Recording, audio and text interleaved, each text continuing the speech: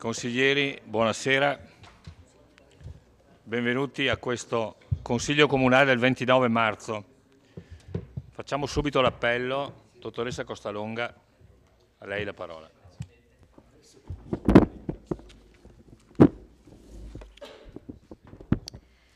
Tonon Roberto. Botteon Adriano. Carnelos Graziano. Costa Giulia. Criscuoli Silvia. Dareggian Antonio. Darsie Caterina. Domini Ludovico. Dus Marco. Fasan Bruno. Fiorin Fiorenza. Masè Giuseppe. Posocco Gianluca. Sant'Antonio Paolo. Saracino Matteo. Sonego Elisa. Presente, giustificata. Tocchet Silvano. Presente. 14 consiglieri presenti. Scrutatori. Dus, Darsie e qualcuno che alzi la mano. Botteon. Dus, Darsie e Botteon.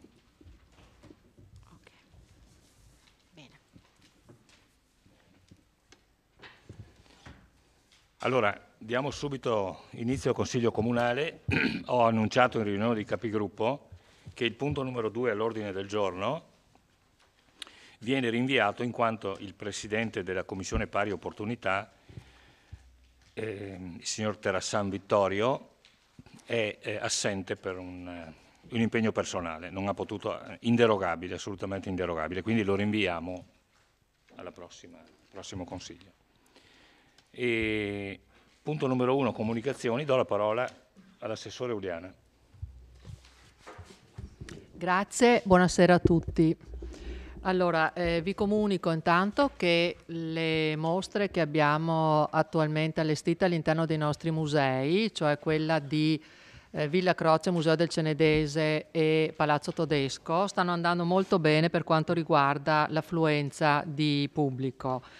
E abbiamo anche una fruizione che viene da fuori città. Quindi riguardo a questo tema, che poi è un tema che ci riporta al turismo a Vittorio Veneto, sono molto contenta di darvi una notizia che probabilmente qualcuno di voi ha già sentito, e cioè siamo riusciti ad aggiudicarci un secondo bando europeo per circa 200.000 euro, la notizia è di un paio di giorni fa, che ci vedrà partner con l'Ungheria, la Romania, la Grecia, la Croazia, la Finlandia, i Paesi Bassi, l'Irlanda e la Lettonia, con l'obiettivo di potenziare la competitività delle cittadine storiche di medie e piccole dimensioni attraverso migliori politiche orientate alla crescita con riferimento all'economia generata dal binomio turista-ricettività legata al patrimonio culturale. Questo lo sottolineo perché mi piace dire che quel tanto vituperato e criticato dossier Capitale Cultura, che più di una volta ci è stato rinfacciato per la spesa e che avrebbe dovuto portare nella nostra città 1 milione di euro, a questo punto sta dando i suoi frutti, perché i risultati che noi stiamo ottenendo con la partecipazione a questi bandi derivano dalla rielaborazione e da quel punto di partenza che è il dossier Capitale, perché sono tutti quanti legati al patrimonio culturale e allo sviluppo di strategie appunto di sviluppo legate al patrimonio culturale. Siamo già a 600.000 euro che arrivano nella città di Vittorio Veneto come fondi europei.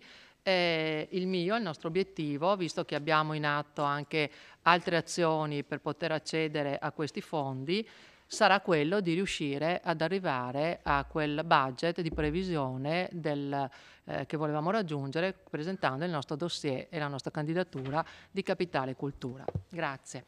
Grazie. Assessore Uliana. Ci sono altre comunicazioni? Non credo.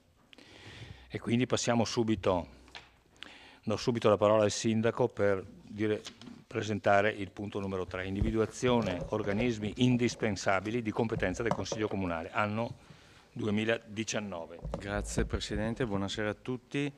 Come ogni anno la legge prevede che il Consiglio Comunale si esprima riguardo agli organi che ritiene indispensabili, gli organi che il Consiglio Comunale ritiene indispensabili al suo interno per la migliore organizzazione del lavoro, e anche quest'anno sono confermati i medesimi organismi dello scorso anno, cioè le 4 commissioni consiglieri permanenti, il Comitato di gestione della Galleria Civica d'Arte Moderna Vittorio Emanuele II, Paludetti in pratica, la Commissione Parità Pari Opportunità Uomo-Donna, citata prima, la Commissione Consigliare ex Fassina ex Carnielli, la Commissione Edilizia Integrata e i Consigli di Quartiere. La proposta quindi è quella di ribadire anche per il 2019 i medesimi organismi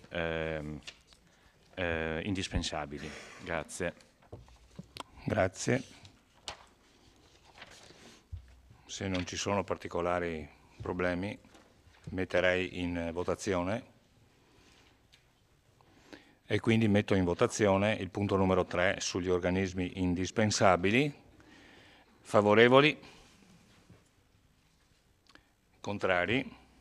Nessun astenuto, quindi 15 su 15. Non c'è nessuna immediata eseguibilità. Non c'è, vero? Bene. Punto numero 4, riconoscimento debito fuori bilancio da sentenza esecutiva. Mancando l'assessore Napoli, do la parola al signor Sindaco. Grazie. Con sentenza numero 88 del 24 gennaio 2019, il TAR, il Tribunale Amministrativo Regionale del Veneto, ha accolto il ricorso della ditta SOM SPA e Ipsom SRL relative al diniego di autorizzazione unica alla riattivazione del distributore self-service di carburante in via Matteotti numero 122 e ha condannato il Comune alla rifusione delle spese di lite, che sono 4.000 oltre agli oneri di legge, per un totale di 6.486,48. Trattasi, in base ovviamente al testo unico, alla 267, di un debito fuori bilancio, per cui deve essere riconosciuto dal Consiglio Comunale per poter procedere al riconoscimento della legittimità di questo debito. È già stata valutata anche l'ipotesi di un ricorso in appello, ma siccome vista il tenore della sentenza, si ritiene molto scarsamente proponibile per evitare anche eventuali ulteriori spese. Grazie. Grazie.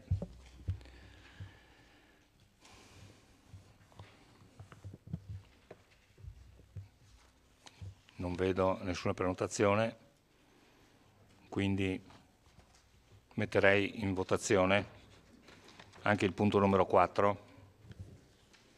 Allora, riconoscimento debito fuori bilancio da sentenza esecutiva. Favorevoli? Contrari? Astenuti? 5 astenuti, 10 favorevoli. Immediata eseguibilità. Favorevoli? Contrari? Astenuti?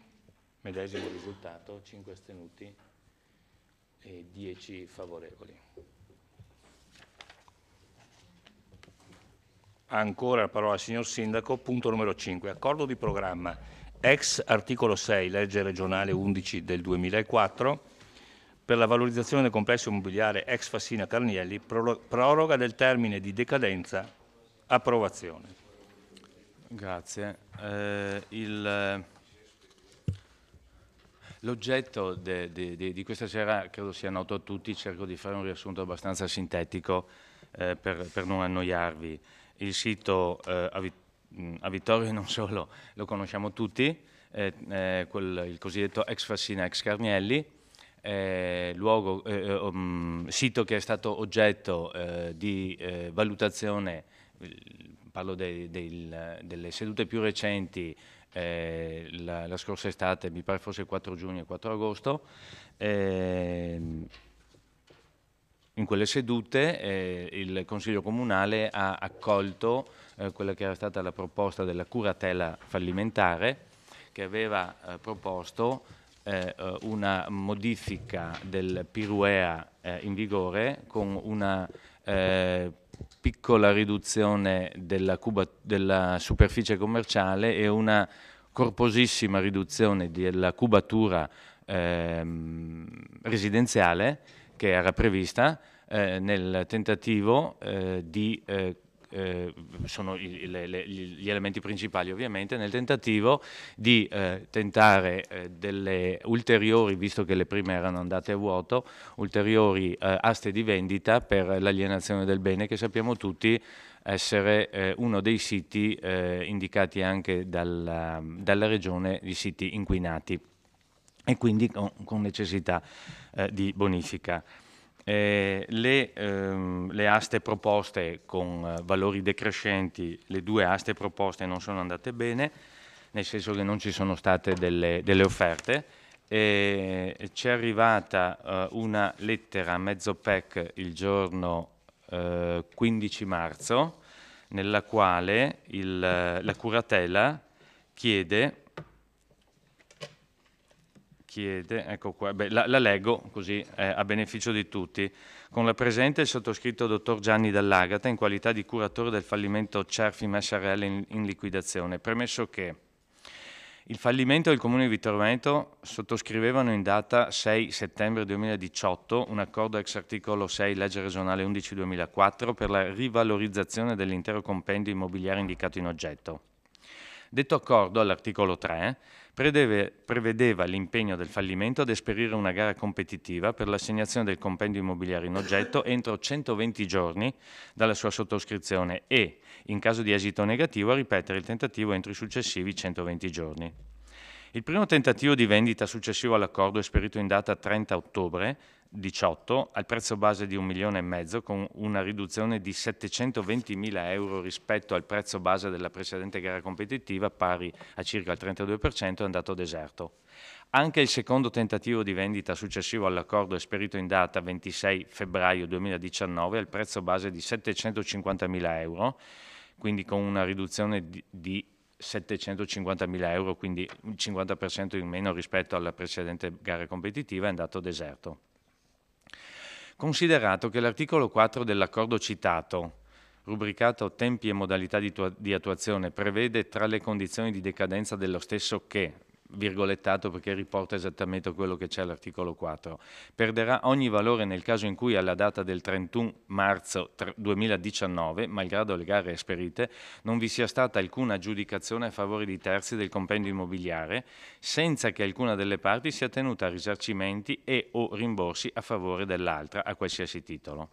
Tutto ciò premesso e considerato, nell'intento di perseguire gli obiettivi tutti indicati nell'articolo 1 del citato accordo, lo scrivente chiede a questo aspettabile comune, che ovviamente è la bonifica in primis, e la rigenerazione urbana, lo scrivente chiede a questo aspettabile comune di Vittorio Veneto, giusta autorizzazione degli organi della procedura, la proroga del termine di decadenza suddetto dal 31 marzo al 31 luglio 2019, al fine di tentare un nuovo esperimento di vendita competitiva con un'ulteriore riduzione di prezzo prima della definitiva derelizione del bene da parte del fallimento per oggettiva e comprovata invendibilità dello stesso. In attesa di un pronto riscontro, porgo cordiali saluti. Quindi questo è l'oggetto della richiesta e su questo il Consiglio Comunale è chiamato a votare. Quindi in sostanza il piano che è stato approvato in questo Consiglio Comunale il 4 agosto del 2018 resta esattamente identico, l'unica variante, diciamo così, riguarda la decadenza e quindi la perdita di efficacia dal 31 marzo al 31 luglio del 2019. Quindi questo è l'oggetto. Grazie. Grazie, signor Sindaco. La parola al consigliere Sant'Antonio che la richiede. Prego. In orari da cristiani e nei tempi ordinari di lavoro del Consiglio Comunale ritorna questa sera per la terza volta in quest'Aula il problema del recupero dell'area ex Carnielli. Vi ritorna dopo esservi improvvisamente comparso dal nulla alle 3 di notte del 4 giugno scorso. Vi ritorna dopo un secondo passaggio alle 8 del mattino di sabato 4 agosto. Vi ritorna per chiedere al Consiglio Comunale una proroga a quell'accordo tra Comune e Curatela che sembrava allora così urgente da dover essere trattato prima a notte fonda e poi sotto la canicola d'agosto, senza una discussione e senza un confronto con la città e le sue articolazioni istituzionali e professionali interessate ad un intervento urbanistico in centro città di tale portata. Vi ritorna portato da una maggioranza con l'acqua alla gola su un drammatico problema che con l'arroganza sperava di aver risolto in 448 per presentarlo all'incasso nell'imminente campagna elettorale. Mentre ormai è a tutti chiaro che con questo mastodontico e irrisolto problema sarà il centro del dibattito elettorale ormai alle porte. Vi ritorna dopo che il meritorio accesso agli atti del luglio scorso del collega Saracino ha portato alla luce e reso di pubblico dominio la drammatica situazione e il potenziale grave pericolo per la salute pubblica rappresentato da quell'area degradata e abbandonata a se stessa. Vi ritorna dopo che il loquace assessore all'ambiente, diventato ora silente, a seguito della prima asta andata a vuoto, aveva dichiarato con orgogliosa baldanza sulla tribuna di Treviso dell'11 dicembre che nell'ipotesi fosse andata a vuoto anche la seconda asta, cito testualmente le parole del dottor Costa, il comune dovrebbe acquistare quel patrimonio per una cifra simbolica di €1 e siccome questo è un bubbone gravissimo di salute pubblica, provveda urgentemente alla purificazione dell'area. Vi ritorna dopo le battaglie che la minoranza ha intrapreso per affrontare non tanto il problema urbanistico, quanto il ben più grave problema di tutela della salute pubblica. Un consiglio comunale straordinario richiesto dalle minoranze nell'ottobre scorso, 2 mozioni sul tema, diverse interrogazioni presentate da me e dal consigliere Saracino. Non hanno sortito nulla di fronte all'assurdità dell'amministrazione comunale. Solo un post su Facebook del sindaco, il 9 marzo scorso, che annunciava laconicamente che la curatela fallimentare avrebbe tolto qualche lastra di Eternit. Il tutto senza convocare e informare in dettaglio la commissione consigliare ex Carnielli, senza uno straccio di comunicato stampa del comune. Quasi la vicenda fosse un fatto privato del signor Roberto Tonon e non un'emergenza cittadina che merita la stessa attenzione del vigneto di San Giacomo.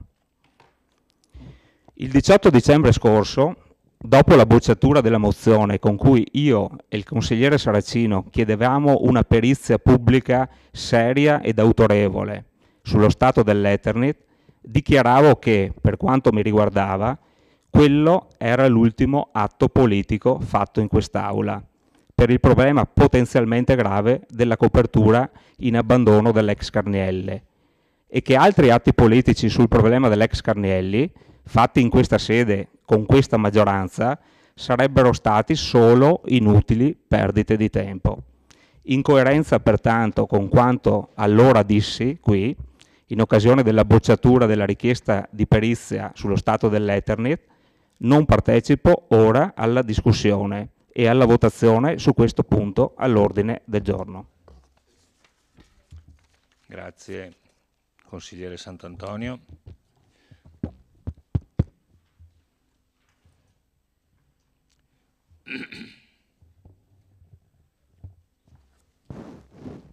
Chiede la parola il consigliere Saracino.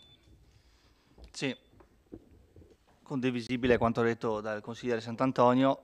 Io faccio il primo giro una domanda tecnica, diciamo, c'era stato promesso in Consiglio Comunale che entro un mese da ottobre veniva convocata la Commissione Ex Carnielli, aggiornati sulla vicenda e ogni mese aggiornati su quello che succedeva. A oggi non è mai stata convocata la Commissione, non siamo mai stati aggiornati se non a mezzo Facebook della rimozione di qualche lastra. Vorrei capire perché avete promesso di convocare una commissione che è atta solo per quello, per l'ex Carnielli, e non l'avete mai fatto. Grazie. Grazie, consigliere.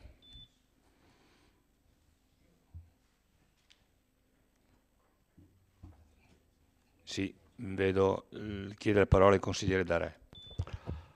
Ma è chiaro che con questa domanda, con questa richiesta si proroga, diciamo, effettivamente il problema sarà compito della prossima amministrazione affrontarlo nelle tematiche, nelle problematiche, soprattutto per quanto riguarda, diciamo, il problema dell'Eternit.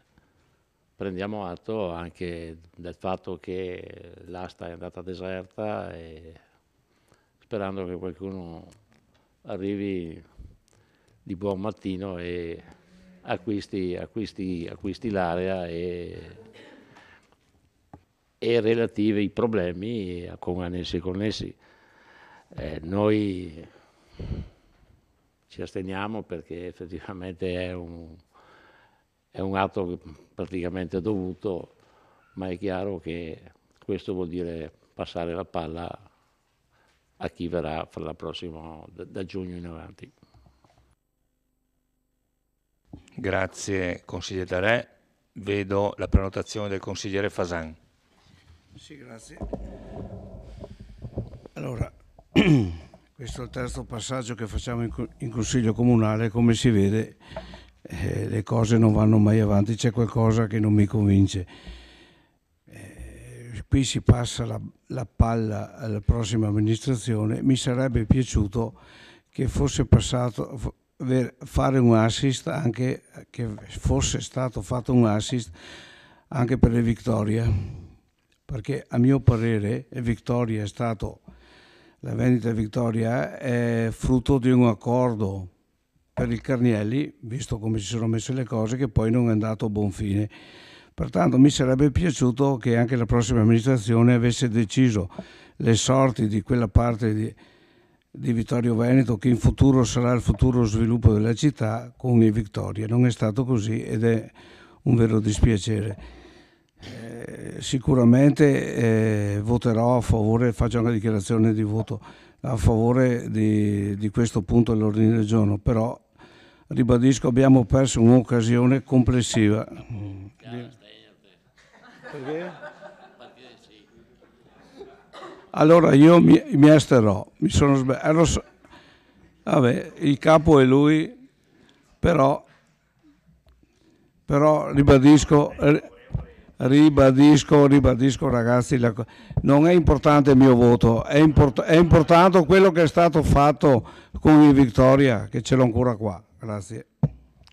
Grazie consigliere. Consigliere Botteon. Grazie Presidente. Allora, quando è stata nel Consiglio Comunale straordinario richiesto dai consiglieri Sant'Antonio e Saracino, con la richiesta di una perizia sull'ex Fassina Carnielli, era stato risposto no, perché vi è una perizia richiesta dalla curatela. Credo che sia opportuno, doveroso informare il Consiglio Comunale sugli esiti di questa perizia, perché io non ho mai sentito gli esiti di questa perizia in Consiglio Comunale. In quanto sindaco, lei ha il dovere di tutelare la salute e di informare. È stata fatta questa perizia? Qual è l'esito di questa perizia? Quali sono le azioni intraprese? Quali prossime azioni si intendono intraprendere? Mi aspetto questa risposta. Grazie consigliere Botteon. No, aspetta, c'è anche un altro intervento del consigliere Dus. Prego. Sì, buonasera innanzitutto. Rispondo brevemente all'intervento del consigliere Sant'Antonio. nel senso che non capisco come mai quando si trova in quest'aula si prepara sempre dei bei temini sul caso Carnielli, e quando siamo andati invece di fronte al giudice e insieme al curatore fallimentare tutta questa loquacità è improvvisamente scomparsa. Faccio presente che questo problema Carnielli, che è un problema che sta a cuore a tutti, quindi non solo alla maggioranza, è un problema che nasce formalmente nel 1993, e dal 1993 ci troviamo a gestire quest'area. Chi c'era prima di me si trovava in altre condizioni, poi le cose si sono sviluppate dal punto di vista della proprietà. Ora abbiamo intrapreso un dialogo che è iniziato 5 anni fa con una parte pubblica, perché non stiamo parlando di un privato, non stiamo parlando di uno speculatore, stiamo parlando di una curatela fallimentare che risponde esclusivamente a ciò che dice il giudice. Quindi il nostro interlocutore è un interlocutore pubblico, e questo credo che vada ricordato e ribadito.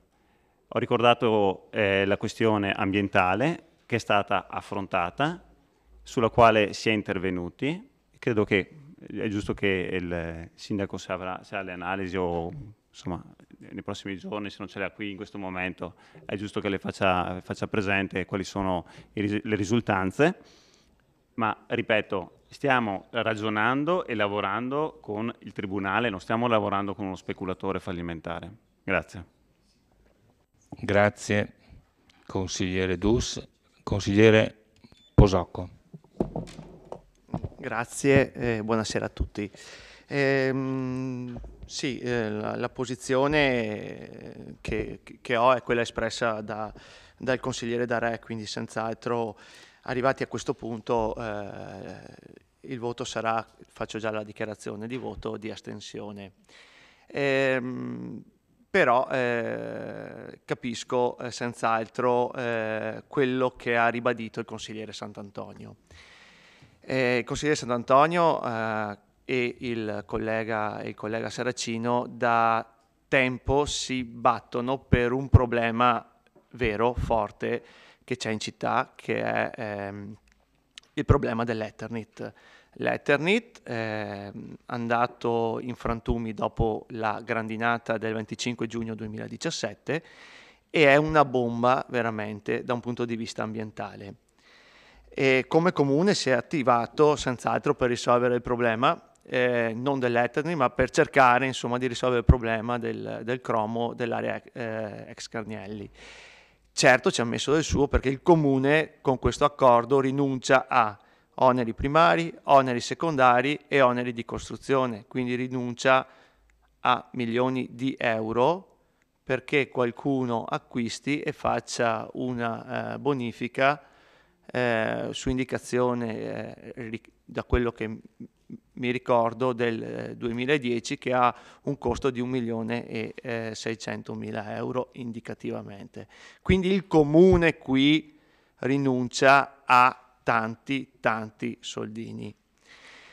Il consigliere Dus dice è una parte pubblica la curatela. Certo, è una parte pubblica che in questo ultimo periodo comunque si è data da fare.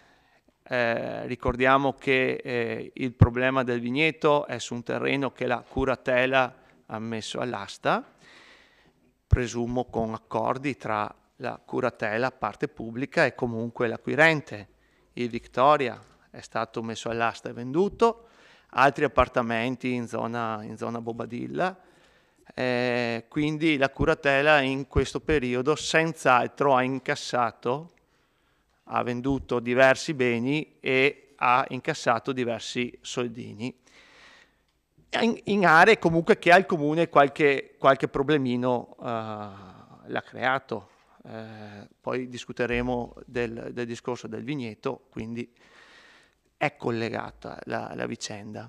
E io non capisco perché veramente, come dice il consigliere, come ha detto il consigliere Sant'Antonio, e io non capisco perché lei, signor sindaco, non mandi una diffida immediata a bonificare l'Eternit alla Carnielli. Cioè, ok, sistemerà qualche lastra così. No, secondo me è è dovere nostro, è dovere suo veramente fare intervenire la curatela per bonificare l'area. Io insisto su questo perché la trovo inconcepibile questa situazione. Non riesco a capire come stia lì, come non mandiamo una diffida, come è successo per il vigneto di San Giacomo, non lo so, come non insistiamo per far fare per la salute pubblica, non riusciamo a far fare sta benedetta bonifica dell'Eternit. Tutto qui, sul resto si è già espresso il mio collega Darè. Grazie. Grazie consigliere Posocco, la parola al consigliere Carneros. Presidente, rinuncio, faccio magari dopo. Giro, sì, ok, allora forse è il momento di, chiuso il primo giro, di alcune risposte. Alcune risposte, sì. Signor Allora, Sindaco. cerco di rispondere senza arroganza, quella che ha citato in maniera inusitata, visto che mi pare che i pirouea siano stati fatti in consiglio comunale e non in giro per la città chiamando stakeholders e gente interessata. Una riduzione di cubatura credo fosse benvenuta, è stata voluta, quindi se non sono stati chiamati gli professionisti interessati, io credo che abbiamo fatto semplicemente in questa aula il mestiere che questa aula è chiamata a fare, cioè a decidere e a votare quelle che sono in base alle competenze che la legge assegna, quindi senza alcuna arroganza citata del consigliere Sant'Antonio. Sì, sugli aggiornamenti do ragione al consigliere Saracino, solo che c'è stato un lavoro così serrato, partito ben prima, meglio, dopo la variante, ma ben prima di una denuncia che è stata depositata il 4 gennaio 2019 da parte di 8 membri del direttivo vittoriese di Forza Italia presso il comando di carabinieri del NOE, un esposto che segnalava appunto il possibile pericolo. Ben prima di questo l'amministrazione si era mossa e ovviamente, essendo il tema delicato, abbiamo voluto attendere che la perizia fosse definita.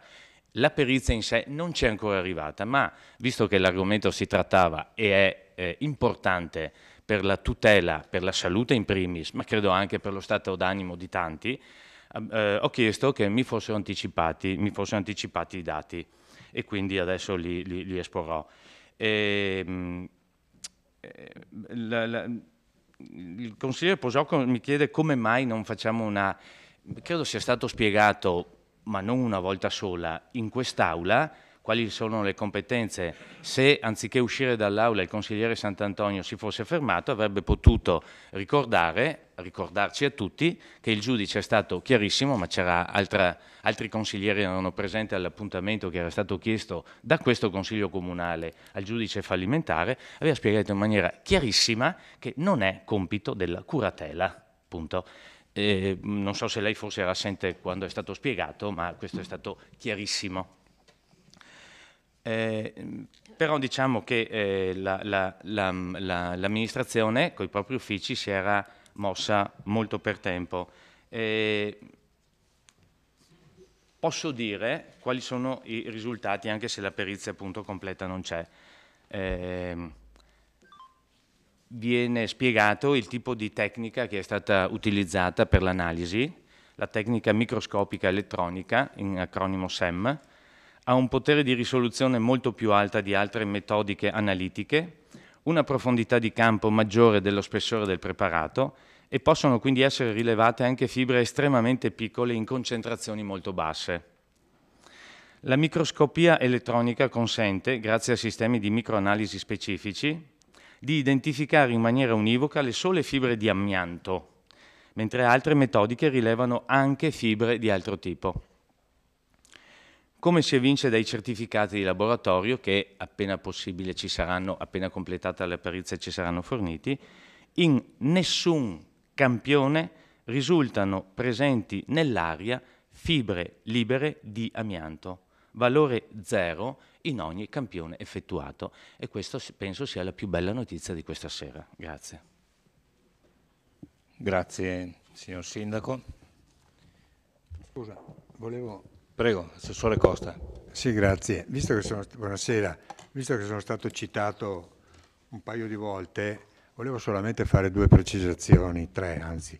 La prima, è chiaro che per quel che riguarda la mia dichiarazione fatta tempo fa, è chiaro che quella era una dichiarazione strettamente collegata a quella che erano anche frutto dei colloqui col curatore fallimentare, che aveva fatto tutto un procedimento. Ora il curatore fallimentare ritiene di fare oggi altre aste, gare competitive, ovviamente si prende atto di quello. Io non sono un mago,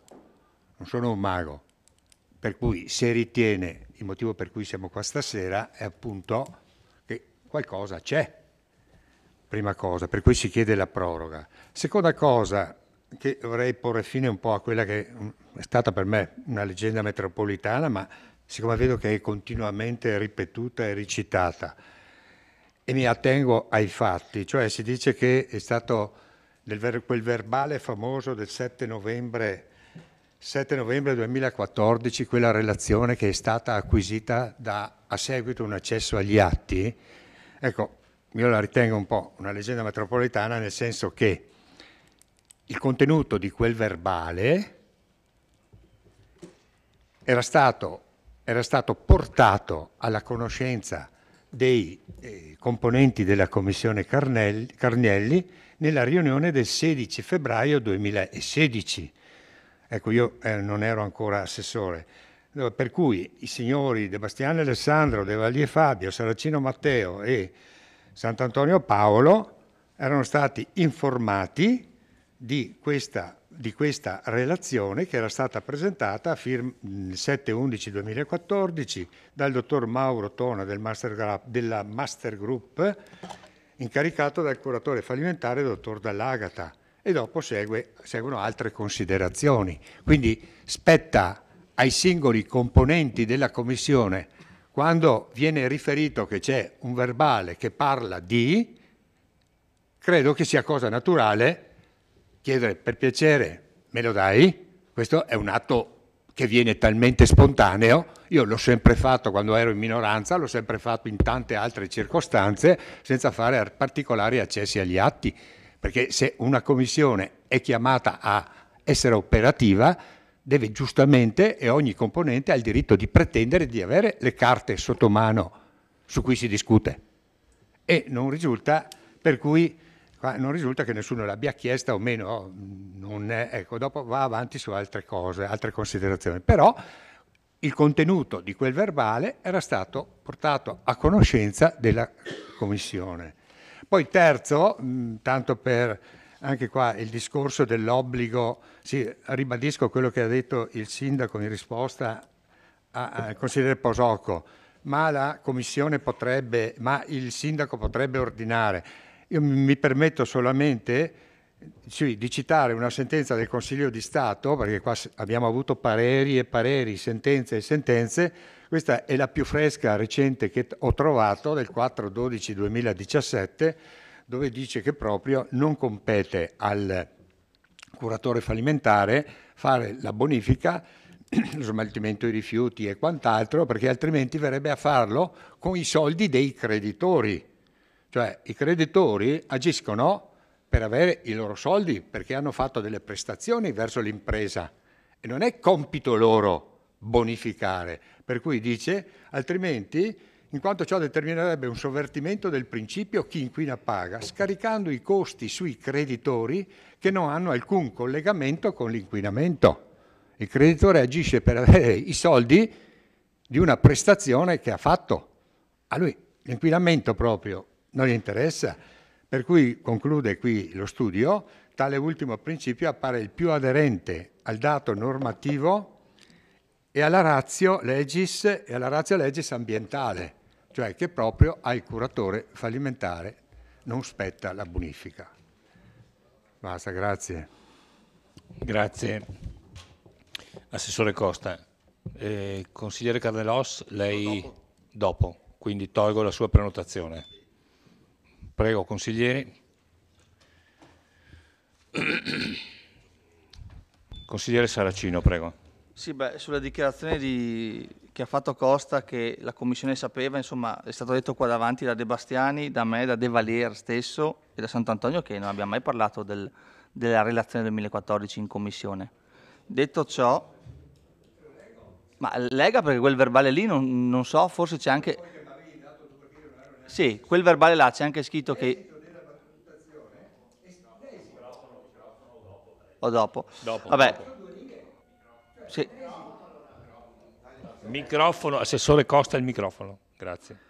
Benissimo. Leggo, l'esito della valutazione è stata presentata in data 7/11/2014 a firma del dottor... È chiaro che in quel momento, se è stata presentata una relazione, è stato detto che cosa c'è. È questo il problema. Spetta ai componenti chiedere, per piacere, dammi sta relazione, se no cosa andiamo là? I componenti della commissione, che qua si sono sempre espressi con me, sottoscritto, non sono mai stati portati a conoscenza di questa relazione. L'hanno detto tutti i consiglieri. Adesso le ripeto che in commissione lei non c'era, io c'ero, c'erano anche altri consiglieri che l'hanno detto, vabbè. Dopodiché dico, allora lei ha appena detto che non è compito del curatore fallimentare sistemare, bonificare l'area, ma allora adesso perché sta rimuovendo delle lastre? Giusto per capirsi, cioè, se non deve non lo fa, adesso lo sta facendo perché? Cioè lo fa per venire incontro al comune, perché, ecco, grazie.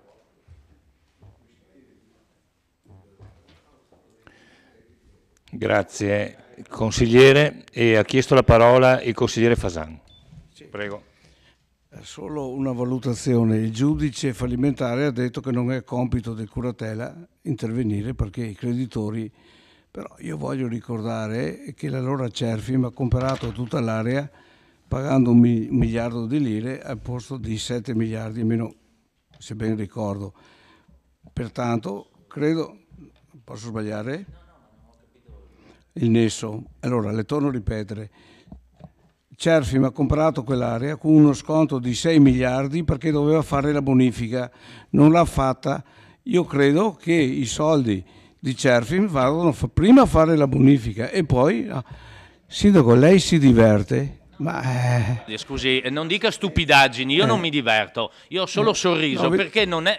Lei Guardi, sorride noi sempre, abbiamo delle sindaco. competenze, la legge fallimentare non è competenza Lo di questo so che Consiglio lei è a Comunale. posto col suo stato d'animo, però... No, guardi, il mio è tranquillissimo vive... dopo questi risultati, visto che ero stato denunciato per la salute pubblica. I dati dicono che per fortuna di tutti e anche per lo stato d'animo Io ho fatto solo una domanda. lo stato d'animo di tanti, non c'è nessun inquinamento da amianto.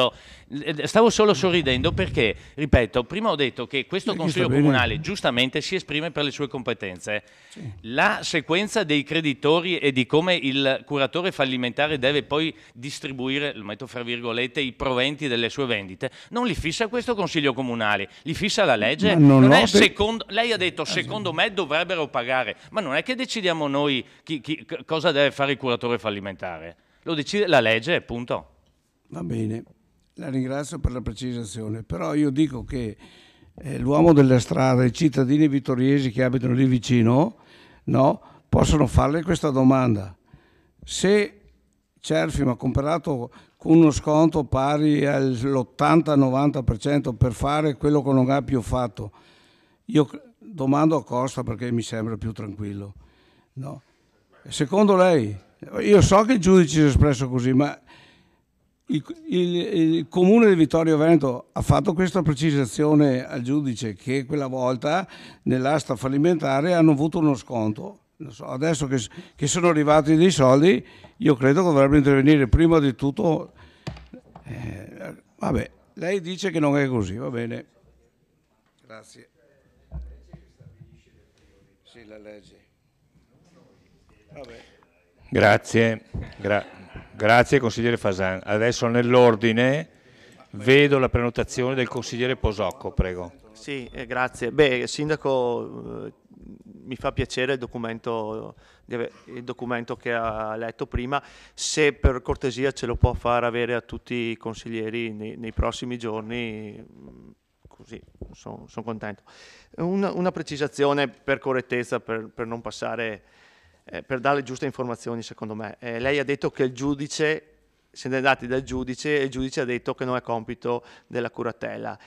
Precisiamo che dovreste essere andati dal giudice delegato, che è un giudice che è organo di garanzia dei creditori del fallimento e non di terzi, quindi non siete dati dal giudice che ha detto no, siete dati dal giudice delegato che è organo di garanzia dei terzi, come se io andassi in banca e, per dire, ipotesi, se andassi in banca e chiedessi al direttore di banca se devo pagare il mutuo, se devo fargli causa, è il giudice delegato, è un organo di garanzia dei creditori e non di terzi, o mi sbaglio, o l'ha detto il giudice, il giudice ha detto il giudice delegato, che è un'altra cosa, se permettete, perché poi far passare questi messaggi non neanche sono corretti nei confronti dei cittadini.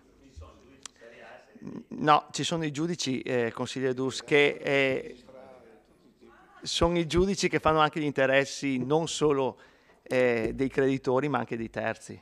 Ecco. È un'altra figura.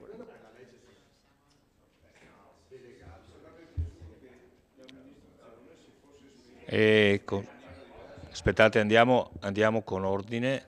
Do la parola al consigliere Botteon. Grazie. Allora, ho sentito con gioia che non c'è inquinamento di amianto, però poco fa, meno di un mese fa, ho letto un post su Facebook, perché adesso si comunica non alle commissioni consigliari ma su Facebook, della rimozione di alcune parti ammalorate del complesso Fassina Carnielli da parte della curatela. Allora io chiedo, se sono ammalorate mi aspetto che ci siano dei problemi, quindi che ci sia la dispersione. Ci sono un sacco di domande qui. Uno, quando è stata fatta... Quindi lei non è che ci ha portato la perizia, ci ha dato una parte dell'analisi. Quando è stata fatta questa analisi? Prima o dopo l'asportazione di queste parti ammalorate? Perché se magari è stata fatta dopo, non c'è adesso, ma c'è stata prima. Il problema magari l'abbiamo avuto per un anno e mezzo, e quindi per un anno e mezzo tutti coloro che abitano intorno alla Fassina Carnielli, tutti i bambini vanno a giocare al parco giochi, si sono respirati le fibre di amianto, che è una cosa importante sapere, quindi quando è stata fatta questa analisi, oppure qual è il problema, cioè o non è amianto, oppure non era danneggiato, cioè se c'è un amianto e vi è danneggiato e ci si aspetta un risultato e il risultato non c'è, o è stata esportata la parte danneggiata e quindi ritorniamo al problema di prima, oppure si era già disperso prima, le fibre danneggiate hanno già fatto il loro danno. Però sì, non è che il risultato in quel momento è stato fatto bene, sono contento, quindi adesso mi sento più tranquillo a passare di là, però sono passato di là parecchie volte anche prima e molta gente è passata di là prima ed è stata lì anche parecchio tempo. Quindi siamo contenti adesso, ma non mi sento di esultare per scampato pericolo, che magari l'ho già respirata una di queste fibre di amianto. E quindi mi sembra fondamentale chiarire, quindi io spero che quando nel prossimo Consiglio Comunale o nella prossima Commissione sarà chiarita, questi interrogativi vengano chiariti: quando, come, e i risultati, perché sono state esportate alcune lastre, cosa è stato individuato, quindi un qualcosa di più di quello delle 3 righe che si sono lette sul suo post su Facebook in cui annunciava questa rimozione. Niente. C'è, ultima cosa, da sottolineare che c'è un grande problema in questo momento con le commissioni consigliari, ne parleremo dopo, quando affronteremo il tema del cambiamento del regolamento di polizia rurale, però in questo momento mi pare che non ci sia una regia, un qualcosa che dica ok, bisogna convocare questa commissione perché c'è questa notizia, bisogna convocare questa commissione perché c'è questo punto all'ordine del giorno, non c'è un qualcuno che coordini. Mi pare che siamo allo sbaraglio per il finale di questo periodo e di questo Consiglio Comunale. Cioè, ne parleremo fra poco, però veramente è questa, il fatto che venga detto adesso ogni mese ci prendiamo l'impegno formalmente di convocare una commissione, passano 4 mesi, non è stata convocata, mi pare che sia un altro segno di debolezza e di proprio sconforto finale. Grazie. Grazie, consigliere. Consigliere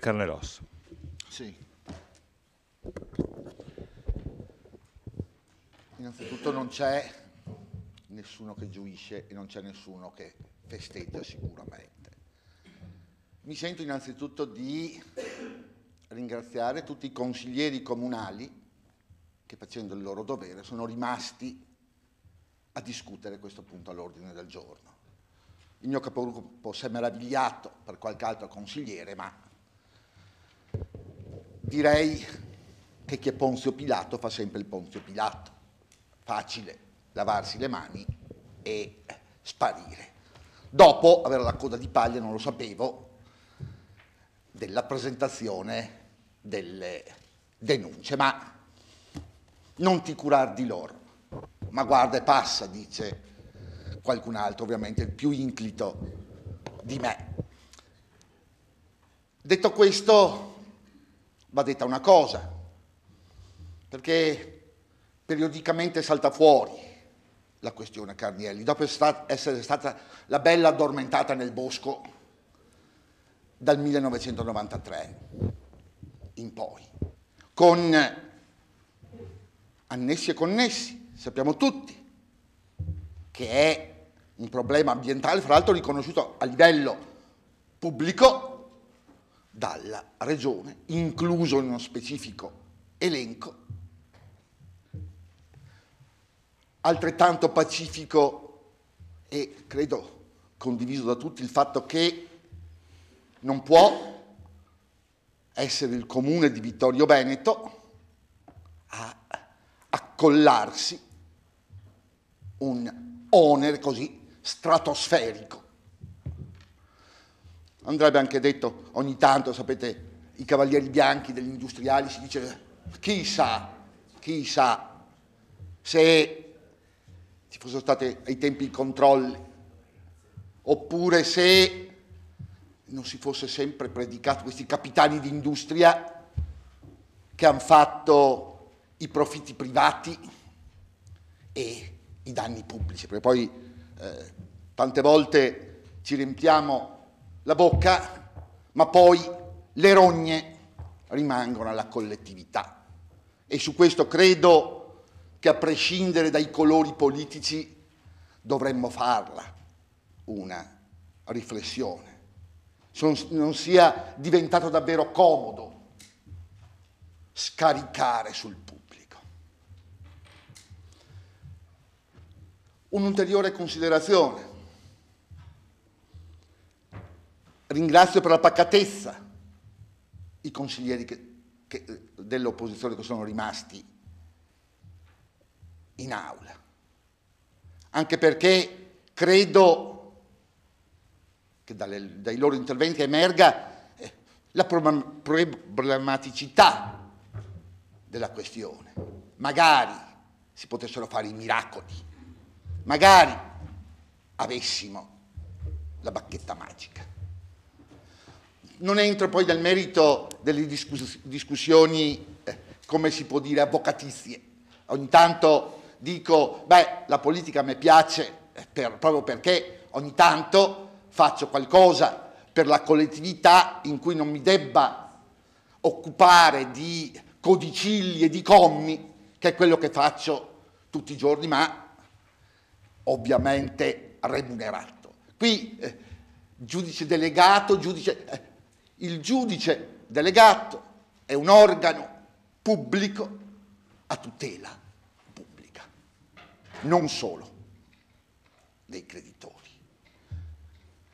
Poi non lo so se l'intento fosse quello di dire facciamo un bel causone, e cause su cause, sapendo poi che magari non capiti ogni tanto il debito fuori di bilancio con la causa persa. Proprio fatemi indovin e vi farò beato, ma ovvio, siccome siamo fra gente di mondo, sappiamo benissimo come una sentenza può di fare nero-bianco o di bianco-nero, e quello che vale è quello che è indicato nella sentenza.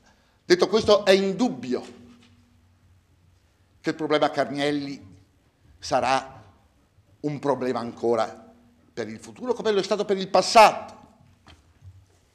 Però credo che mai come in questa consigliatura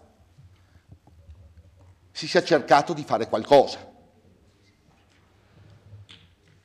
Certo, magari talvolta con la sprezza, talvolta con interrogazioni e controinterrogazioni, ma si è cercato di fare il possibile.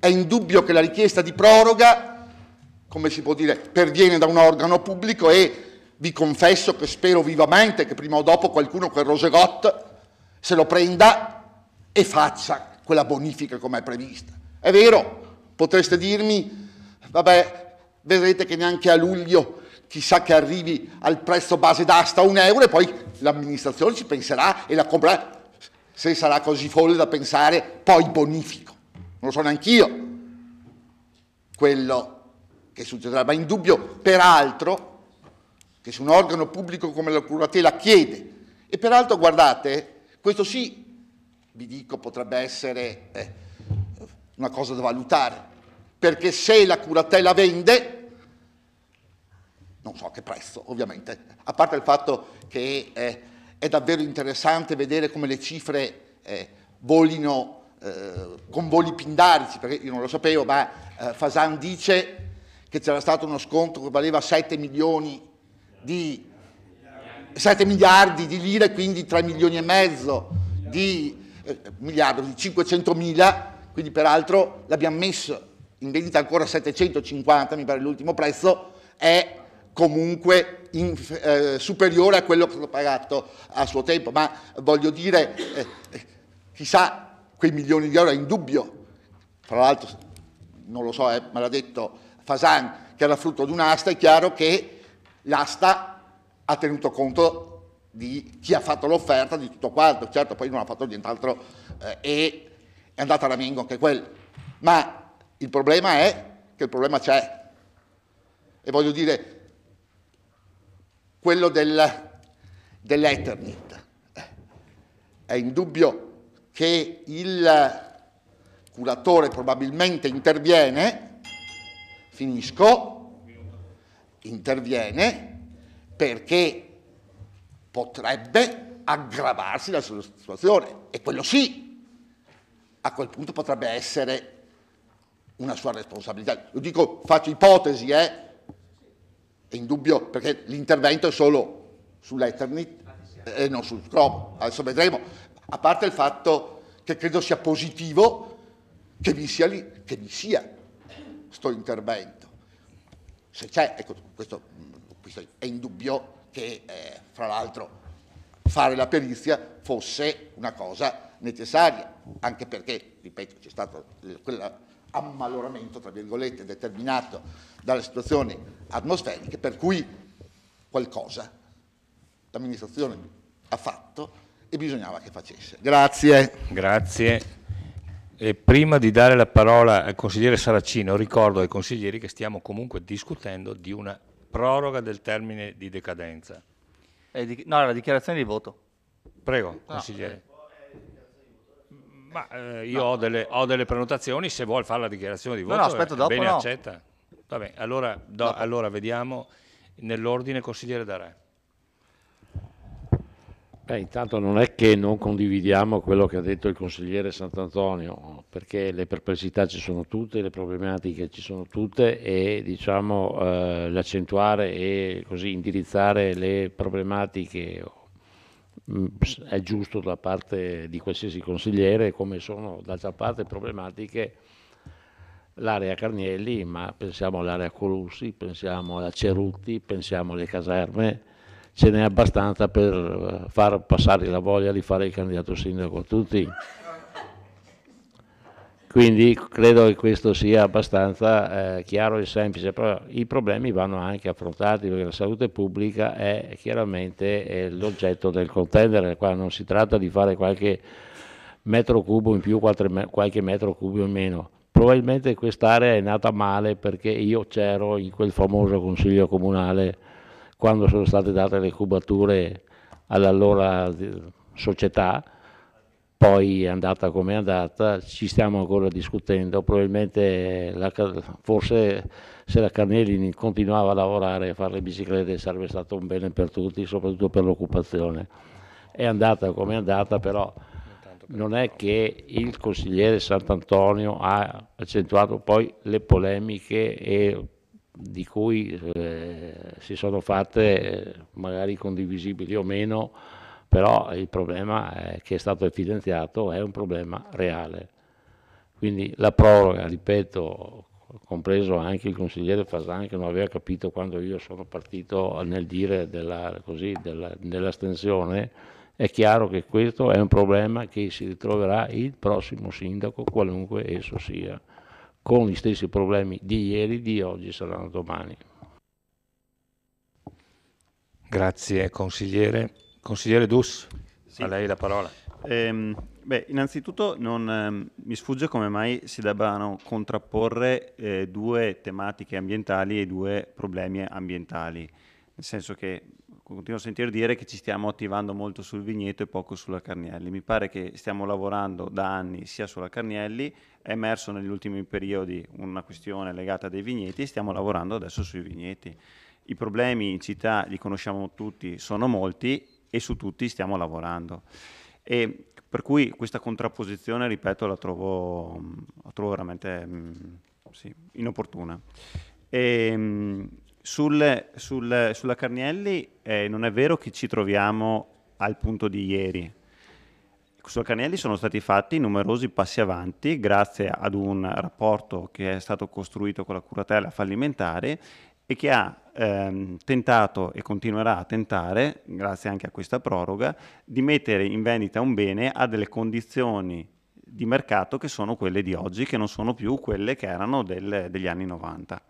E quindi con un'opera, ripeto, di collaborazione e di visione si è steso un progetto programmatico e si è votato in quest'Aula e lo si è portato avanti. Ora viene chiesta la proroga di questo programma e la proroga verrà naturalmente concessa. Una proroga che ha come primo obiettivo quello del risanamento di quell'area. Per cui, ripeto, dei passi avanti rispetto a dove eravamo partiti sono stati fatti. Riconosciamo tutti che l'area è un'area complessa e complicata, abbiamo visto i limiti dell'amministrazione, i limiti di operatività proprio concreta, però, ripeto, molto è stato fatto e molto rimane ancora da fare. Grazie consigliere Dus. Se ci sono delle risposte, signor Sindaco deve precisare qualcosa, no? Altrimenti do la parola. Prego. No, cioè nel senso che alle domande ho risposto prima, alle osservazioni che sono venute, l'ha già detto il consigliere Botteon, a quando arriveranno le perizie vedremo anche di dare gli ulteriori dati. Grazie. Grazie. Quindi la sua domanda? No, non è che non potesse. Allora, in accordo, anche l'operazione, è stato già detto in quest'Aula, l'operazione di variante urbanistica connessa alla rigenerazione ambientale non era un obbligo del curatore fallimentare, è stata una scelta in accordo col giudice delegato, e l'ha spiegato bene chi è giudice delegato, il consigliere avvocato Garnelos. Anche in questo caso come dire, per dare anche un segno di collaborazione che noi avevamo chiesto, ha avuto l'accordo col comitato dei creditori di investire una somma per togliere quelle parti ammalorate. Anche si può fare in via preventiva, non serve aspettare di essere certi che ci sia un danno, si può fare anche in via preventiva. Questo è stato fatto. Poteva anche non farlo. Grazie. Quindi, come chiedeva il consigliere Saracino le dichiarazioni di voto. Nell'ordine, Saracino. Sì, beh, innanzitutto sono anche perito chimico, quindi sul discorso della perizia che è stata letta in parte non è neanche corretto prenderla in considerazione, perché una perizia fatta su un certo argomento, certe analisi senza una relazione completa trovano il tempo che trovano, nel senso che bisogna valutare tutta la perizia. Io ringrazio il sindaco per aver letto quella parte, però bisogna averla tutta e completa prima di poter dare esultare che non ci sono valori preoccupanti. Detto ciò, io sarei stato d'accordo sulla proroga, però questa proroga che viene data rinunciando a tutti gli oneri di urbanizzazione dell'area, mi dispiace, questo non lo accetto, perché è un danno verso tutta la città che si troverà a dover rinunciare a una cifra che ad oggi non ci è mai stata detta quanto potrebbe ammontare, e quindi una cifra considerevole, vedendo le metrature, che andiamo a rinunciare per far bonificare l'area. Quindi io voterò contrario.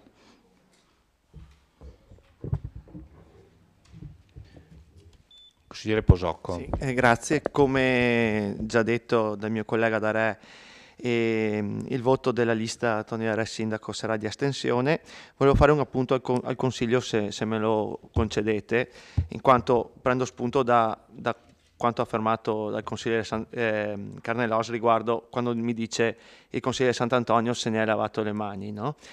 Volevo ricordare questo al Consiglio Comunale. Il consigliere Sant'Antonio non sta a me difenderlo, si arrangia da solo. In occasione di quel Consiglio Comunale si è beccato una querela, cosa unica mai successa per un consigliere comunale in 70 anni, credo. In questo caso noi abbiamo fatto un po' il Ponzio Pilato, facendo finta di niente, ma dobbiamo sempre ricordarci di quello che è successo in quel Consiglio Comunale. Grazie. Grazie. La parola al consigliere Botteon. Sì, volevo dire una cosa molto simile, ovvero che io pubblicamente ringrazio il consigliere Sant'Antonio perché più di tutti noi ha fatto emergere questo problema, che è un problema serissimo, e quindi lo ringrazio, come ringrazio anche il consigliere Saracino, perché effettivamente è stato secondo me un problema trascurato e una volta emerso è stato affrontato secondo me in maniera molto inappropriata. A proposito, io spero che il prossimo sindaco, di fronte a un problema del genere, un problema che interessi la salute, appena si prende coscienza di questo problema, si batta come un leone per risolvere il prima possibile. Questo mi aspetto da un sindaco di Vittorio Veneto, e quindi l'augurio che faccio al prossimo sindaco è quello di avere la forza per effettivamente difendere la salute dei vittoriesi. E il mio voto sarà di astensione. Grazie. Grazie. E vedo la prenotazione del consigliere Dus, prego. Sì, naturalmente concederemo la proroga al curatore fallimentare e al giudice come richiesto. Sono contento che l'esasperazione di questo tema poi sia in qualche maniera in questo momento, da quanto riportato dal sindaco, sgonfiata, in quanto le analisi hanno dimostrato che per il momento su quell'area è un'area sicura dal punto di vista ambientale, per quanto comunque permangono i problemi legati al cromo e all'Eternit, che dovrà comunque essere rimosso e bonificato. È importante comunque che la cittadinanza sappia che in quell'area, almeno la parte esterna, non ci siano polveri sottili che girano, insomma. Grazie. Mi chiede la parola il signor Sindaco, prego. Sì, grazie. Allora, non è che questo sindaco, queste amministrazioni e gli uffici comunali non si siano, sì, rispondo per fatto personale, non si siano mossi, tutt'altro, si sono mossi ben prima, sì, per fatto personale, perché questa amministrazione si è mossa ben prima che il problema venisse sollevato in questo Consiglio Comunale, ha cercato la collaborazione della curatela fallimentare per poter trovare una soluzione a quel problema che si è trovata, come ha detto molto onestamente e correttamente il consigliere Darè, che era già presente prima e che se non verrà venduto nei prossimi 2 mesi sarà in capo al prossimo sindaco, alla prossima amministrazione. E annoto anche che se è avvenuta per la prima volta in 60 anni una querela, è avvenuta perché chi eventualmente evidentemente ha sporto querela ha ritenuto di essere stato pesantemente offeso rispetto a quanto è stato detto. Quindi non sta a noi giudicare, c'è un giudice anche in questo caso. Noi non siamo giudici in questo caso, neanche in questo caso, punto.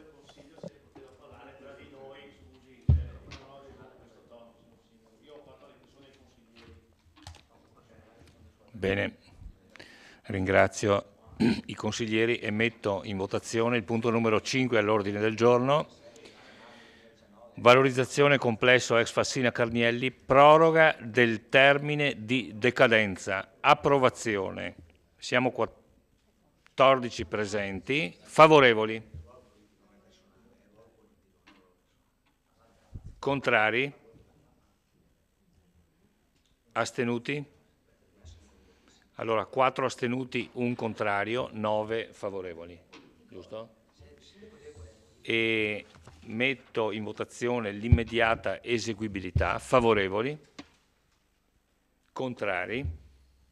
Astenuti? Medesimo risultato. Passiamo al punto numero 6. Piano intercomunale di polizia rurale, aggiornamento numero 2 del 2019. Ancora la parola al signor Sindaco, prego. Grazie Presidente. Stasera il Consiglio Comunale è chiamato ad apportare un aggiornamento al regolamento intercomunale di polizia rurale a seguito di una vicenda che si sta protraendo da alcuni mesi e che ha assunto rilievo a livello nazionale. La vicenda ha avuto inizio il 17 dicembre 2018, quando al Comune giungeva una comunicazione di impianto di un vigneto in località San Giacomo, in prossimità di una scuola materna statale ospitata in un immobile di proprietà dell'IPAB Cesana Malanotti. L'area interessata è di proprietà dell'azienda agricola Tenuta San Martino, che ha acquistato il bene da un'asta fallimentare, al fallimento Cerfim. La notizia della piantumazione prevista si è diffusa rapidamente nel quartiere e in città e già nel corso del mese di dicembre sono pervenute richieste di informazioni in comune da parte della scuola, dei genitori dei bambini, dell'Istituto Cesana Malanotti, del comitato di quartiere, di singoli cittadini residenti nei pressi dell'area. Sono anche state presentate delle domande di attualità da parte dei consiglieri comunali Fasan e Botteon. L'amministrazione comunale ha immediatamente inteso la situazione e le problematiche che questa vicenda avrebbe generato ed è stata quindi approfondita la situazione di fatto e di diritto dell'area in questione. Dal punto di vista urbanistico, l'area, situata ai margini dell'edificato di San Giacomo, è classificata dal piano regolatore generale vigente, parte in zona F2, zona per servizi, parte in zona C2, zona potenzialmente soggetta a piano attuativo, e solo in minima parte in zona agricola. Per quanto riguarda la parte edificabile soggetta a piano attuativo, a luglio 2017, in ottemperanza a quanto disposto dall'articolo 13 della legge regionale 14 del 2017 sul consumo del suolo, la Giunta aveva individuato gli ambiti di urbanizzazione consolidata, escludendo tali aree perché il piano attuativo non era mai stato presentato. Per quanto riguarda la parte ricadente in zona per servizi, invece, in particolare le zone F2 sono aree che il piano ha destinato ad attrezzature sportive, anche con possibilità di costruirvi degli edifici a ciò destinati, tipo palestre, piscine, eccetera. Si tratta, in questo caso, di un vincolo urbanistico di tipo conformativo e non solo espropriativo. Secondo le norme vigenti, la previsione urbanistica è attuabile anche dai privati attraverso il convenzionamento con l'ente e ci sono in città casi analoghi. Il piano aveva individuato queste aree per servizi in base al numero degli abitanti teoricamente insediabili. Sono quindi degli standard che garantiscono il corretto equilibrio tra residenti e servizi primari e secondari, cioè le strade, scuole, parchi, eccetera. In ragione di questa loro destinazione, le zone F non possono essere utilizzate a fini privatistici. Sulla base di questo principio generale, la Giunta Comunale, nella prima seduta utile del 2019, dopo la comunicazione di avvio di un impianto a vigneto in una zona con destinazione F2, ha assunto una delibera, la prima delibera del 2019, con la quale ha dato un indirizzo chiarificatore agli uffici. Le aree per servizi non possono essere destinate a piantumazioni di arboreti e vigneti, in quanto il lungo ciclo di vita delle coltivazioni, stimato in circa 20 anni, di fatto sottrae spazi alla dotazione di servizi per la collettività. La Giunta ha anche specificato che l'utilizzo da parte di privati di tali aree, anche con una coltivazione, avrebbe potuto essere fatta solo se volta a perseguire obiettivi di interesse generale opportunamente disciplinati da una convenzione. Lo stesso ufficio edilizia privata, quindi, il 25 gennaio informava l'azienda agricola di quanto indicato dall'amministrazione, che altro non era comunque se non una esplicitazione del contenuto delle norme tecniche di attuazione del PRG vigente. Parallelamente all'attività amministrativa svolta dagli uffici competenti, ho più volte incontrato nel mese di gennaio e febbraio la proprietà o suoi referenti, proponendo una permuta di aree. A febbraio però l'azienda, senza dare alcun riscontro al Comune, ha iniziato i lavori di aratura dell'area. La diretta conseguenza di tale azione è stata una diffida da parte del settore edilizia privata a non procedere ulteriormente nei lavori, in quanto la piantumazione della zona F2 avrebbe dovuto essere preceduta da una convenzione con il Comune. Sempre in tale comunicazione si informava che in caso di persistente attività il Comune avrebbe assunto provvedimenti ordinatori. Il 27 febbraio, la mattina molto presto, giungevano al Comune segnalazioni in merito ad attività in corso nell'area, iniziate già nel pomeriggio precedente, consistenti nella piantumazione di barbatelle. Immediatamente veniva effettuato un sopralluogo congiunto dagli agenti di polizia locale e l'ufficio edilizia privata. Constatata la violazione, veniva subito emessa un'ordinanza di sospensione dei lavori che veniva notificata tempestivamente agli operatori presenti nell'area e anticipata a mezzo PEC all'azienda tenuta San Martino, prima della rituale notifica tramite i messi comunali. La tenuta agricola aveva anche inviato nella tarda sera precedente una nota di riscontro alla diffida che comunque conteneva solo considerazioni e valutazioni sull'operato politico dell'amministrazione e non elementi tecnici atti a modificare i provvedimenti assunti. A questo punto è stata quindi confermata l'efficacia dell'ordinanza di sospensione dei lavori con una ulteriore nota. Vista la situazione ed osservato il crescente malessere della popolazione, mi sono comunque attivato convocando gli attori principali, l'ULSS, ARPAV, Regione, Provincia, IPAB proprietaria dell'asilo, attorno ad un tavolo tecnico per il 25 febbraio. Al tavolo hanno partecipato tutti i soggetti chiamati fuorché la provincia.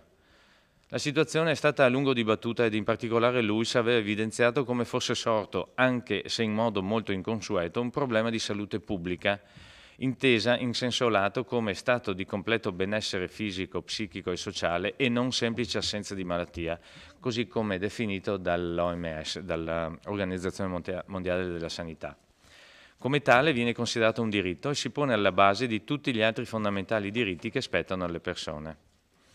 Alla fine dell'incontro è emersa l'opportunità di intervenire nel regolamento di polizia rurale, strumento regolamentatore del quale si sono dotati tutti i comuni compresi nel territorio del Prosecco di OCG, a seguito di un protocollo sottoscritto nel 2010 tra i 14 comuni ARPAV, allora era lui 7 e 8, il Consorzio Provinciale per la Difesa delle Attività Agricole, che disciplina fra l'altro le modalità di coltivazione dei vigneti. Il 27 febbraio, con delibera 1, questo Consiglio Comunale ha recepito nel piano intercomunale di polizia rurale il contenuto della delibera di Giunta in merito alle modalità di coltivazione degli arboreti in zone F, rinviando ad una revisione più generale del piano anche in condivisione con i sindaci aderenti al protocollo appena citato. Il tavolo tecnico si è poi aggiornato al 1 marzo per verificare quanto attuato dal Comune e quindi auspicare il coinvolgimento dei sindaci del territorio. Lo stesso giorno ho promosso un incontro tra i sottoscrittori del protocollo per il regolamento intercomunale di polizia rurale a Vittorio Veneto per il 7 marzo. Al tavolo, riunito il 7 marzo, è stato proposto l'inserimento nel regolamento di polizia rurale dell'obbligo della coltivazione biologica in prossimità di siti altamente sensibili, con ulteriore obbligo del recupero e con lavorazioni da effettuare nel rispetto delle attività svolte in questi luoghi altamente sensibili. Per luoghi altamente sensibili lui ha precisamente identificato i siti dove i bambini soggiornano stabilmente per molte ore al giorno. I bambini infatti nell'età della crescita hanno delle fragilità fisiche che vanno tutelate al massimo. Tale indicazione era stata inviata anche direttamente al Comune di Vittorio Veneto, sia dalla Regione Veneto, con nota del 1 marzo, che dall'ULSS 2 con una nota del 4 marzo. L'ULSS nella nota suggeriva anche di assumere un provvedimento cautelare riferito alla specifica situazione di San Giacomo in attesa della revisione del regolamento di polizia rurale. Il 13 marzo quindi ho messo l'ordinanza numero 66 imponendo all'azienda San Martino, sulla base del principio di precauzione, di coltivare la vite con metodo biologico adottando sistemi di recupero e di effettuare le lavorazioni sul vigneto e sulle pertinenze in esclusive fasce orarie e giorni esterni all'attività della scuola materna per evitare dispersione di polveri e rumori che possano disturbare l'attività didattica. A questa ordinanza sindacale si è accostata anche l'ordinanza dirigenziale di tipo edilizio urbanistico che ha ordinato la rimessa in pristino dell'area per la parte ricadente nella zona territoriale omogenea di tipo F2. A entrambe le ordinanze non è stato dato ancora seguito. Nel frattempo, in data 15 marzo, il tavolo dei sindaci si è aggiornato a Vidor e ha chiesto all'ULSS una precisa indicazione per la modifica del regolamento intercomunale di polizia rurale alla luce di queste criticità. L'ULSS ha quindi inviato a tutti i comuni una nota in data 21 marzo, con la quale ha ribadito quanto precedentemente scritto al Comune di Vittorio Veneto in merito all'attenzione per le aree altamente sensibili. Ecco quindi perché siamo qui stasera a deliberare una modifica al regolamento di polizia rurale, andando a introdurre una specifica nella definizione di aree sensibili, e cioè le aree altamente sensibili, e quindi a indicare per queste aree le limitazioni che sia la Regione Veneto che l'ULSS hanno auspicato e che leggo. Nelle aree a confine con le aree altamente sensibili, così come definito dall'articolo 1 D.8, nei nuovi impianti o nei reimpianti è consentita unicamente la coltivazione della vite con metodo biologico certificato, in adesione allo specifico disciplinare dettato dal protocollo viticolo del Conegliano Valdobbiadene nel Prosecco di OCG. In ogni caso, per la lavorazione di vigneti vanno adottati sistemi di recupero durante i trattamenti per evitare rischi di irritazione. Nelle aree a confine con le aree altamente sensibili, le lavorazioni dei vigneti vanno effettuate nelle fasce orarie non interferenti con attività delle stesse. Questo provvedimento poi sarà trasmesso a tutti i comuni sottoscrittori il protocollo, quello del 2010, per gli specifici aggiornamenti. Grazie. Grazie, signor Sindaco. E do la parola al consigliere Saracino. Innanzitutto una domanda che ho fatto anche prima in conferenza dei capigruppo è, visto e considerato che in 4 anni e mezzo che sono consigliere comunale il regolamento di polizia rurale è stato portato in seconda commissione, perché queste ultime 2 variazioni non sono state portate nella seconda commissione o almeno convocate le commissioni insieme?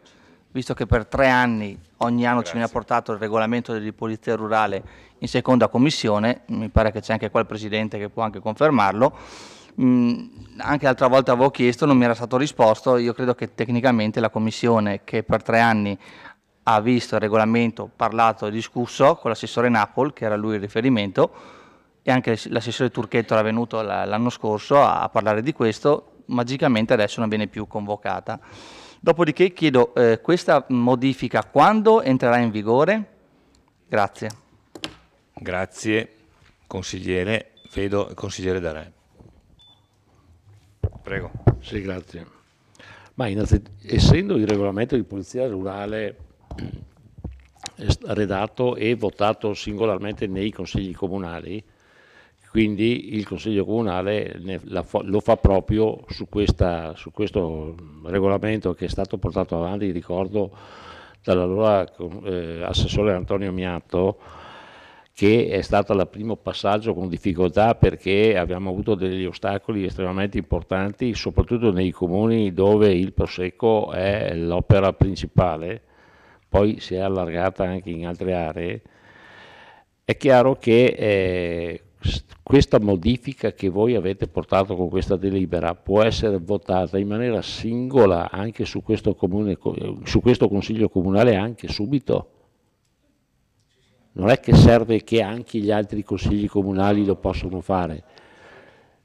Scusi, forse non mi sono espresso bene. Io ho detto che questo, dopo le voteremo, lo manderemo come d'accordo agli altri comuni, ma noi lo votiamo. Io però aggiungo che nel disciplinare di controllo per quanto riguarda il bio non c'è nessun disciplinare su come lo si fa. Come lo facciamo a campione? Un prelievo fatto a campione sul terreno, sul territorio, sul vigneto, dopo che sono stati i trattamenti in maniera repentina, non avvisando il proprietario, perché a questo punto il bio, che sarà il prodotto del futuro, e quindi a tutela e a salute del cittadino, deve essere fatto, bisogna fare un regolamento di polizia rurale proprio sul bio e soprattutto sul controllo che viene fatto a sorpresa subito dopo, diciamo, che è stato fatto il trattamento. Perché se tu prendi la foglia, la fai analizzare, capisci che prodotto ha messo, non che prodotto ti dice che mette. Quindi il disciplinare quindi prego anche di aggiungere anche questo tipo di controllo che deve essere fatto, cioè un controllo ulteriore, quindi una disciplina sul controllo del bio, perché in questo momento sappiamo che c'è anche chi bara sul bio, a tutela e a salute di tutti. Noi voteremo questa in maniera all'unanime, cioè il nostro gruppo lo voterà questa cosa, perché è un qualcosa di salute pubblica, però c'è anche questo problema che secondo me va evidenziato, il controllo per stabilire che il bio sia veramente bio e non sia solo un bio di facciata. Questo è quello che noi come consiglieri di minoranza portiamo questa sera. Grazie. Consigliere Darè. Consigliere Botteon. Grazie. Allora, intanto un'osservazione che quindi quello che è stato ribadito ora dal consigliere Darè, ovvero che noi potevamo fin da subito farla come una modifica al nostro regolamento, e quindi se ci fossimo mossi tempestivamente avremmo potuto farla prima e quindi battere sul tempo coloro che poi hanno piantato il vigneto, e quindi non saremmo parlando di una piantumazione esistente ma di una nuova piantumazione, quindi avevamo più potere, però siamo stati battuti sul tempo purtroppo, nonostante gli avvisi ci fossero stati anche in questo Consiglio Comunale. Osservazione numero 1. 2, non è che sia soddisfatto perché mi aspettavo che fossero toccate anche le distanze, e invece le distanze restano quelle, con tutti i problemi relativi ai controlli, che il biologico sia biologico, che le irrorazioni siano effettivamente negli orari che, tra parentesi, non sono il mestiere, però non mi è chiaro leggendo il regolamento quando devono essere fatti. Ho notato anch'io che non vi è nessun riferimento agli altri comuni. Di solito nelle delibere di questo tipo alla fine viene specificato, il comune si impegna a inoltrare questa modifica del regolamento a tutti i comuni che fanno parte del consorzio, in modo che anche loro si attivino. Invece non vi è nessun riferimento a quello che di solito vi è sempre, mi sembra, su questo tipo di delibere. Un'ultima osservazione viene sulla nota della Regione che è stata citata. La Regione, usando una parola fantastica, ci dice e con un sistema a recupero, rendendo tale disciplina immediatamente applicabile per i vigneti nuovo impianto e modulandola per quelli esistenti. E non so cosa vi siete, come l'abbiate interpretata, cosa vuol dire modulare questa modifica per quelli esistenti? Come sia? No, vorrei sentire come è stato interpretato, poi magari mi risponderà anche lei. No, però se il Comune ha chiesto alla Regione cosa si intende per modulare, che indicazione è? Quindi immagino che sia stata fatta questa osservazione, quindi volevo sentire se vi è stata una richiesta di specifica ulteriore della Regione. Grazie. Ci sarà sicuramente chi lo spiega. Grazie, consigliere Botteon.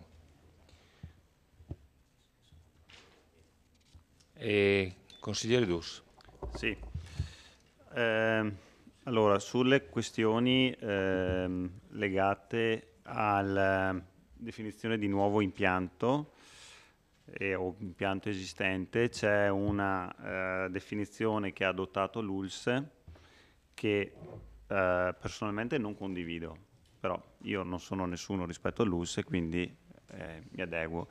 E l'ULSS dice: per nuovo impianto si intende un vigneto che non ha ancora subito alcun trattamento, e quindi noi possiamo, se volete, inserire questo emendamento all'interno del regolamento di polizia rurale, in cui e quindi dopo andiamo a inserirlo. Io lo presento come emendamento e lo mettiamo dentro. Siamo in fase di approvazione? Sì. Ma non è possibile? Valutazione e approvazione? Cosa si farà contestuale? Sul regolamento? Sì. E per quanto riguarda la questione della modulazione, la questione è legata al fatto che ci sono impianti esistenti che sono nei pressi di aree sensibili, per i quali la Regione dice sì, devi modulare il periodo, nel senso che se sono un vigneto a fine vita, devo lasciare che arrivare a fine vita il vigneto e poi fare un estirpo e impianto. I tempi per questa cosa qui sono all'incirca di 3 anni, per cui se volete, io ho preparato anche qui un emendamento, per gli impianti esistenti nei pressi delle aree altamente sensibili è previsto un periodo di conversione di 3 anni. Per gli impianti esistenti... Sì, però nelle aree sensibili dico. Sì, si può fare.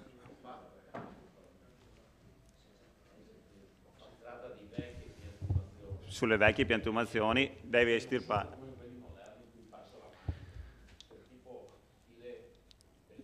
Sì, le Beusere.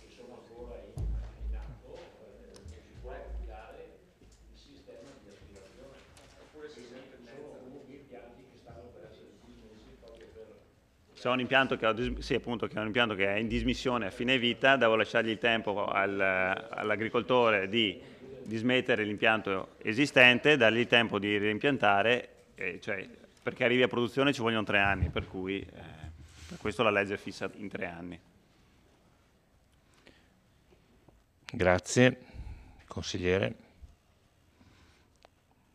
Possiamo formalmente ritenere chiuso il primo giro. Ci sono delle delucidazioni, delle risposte? Prego. Sì.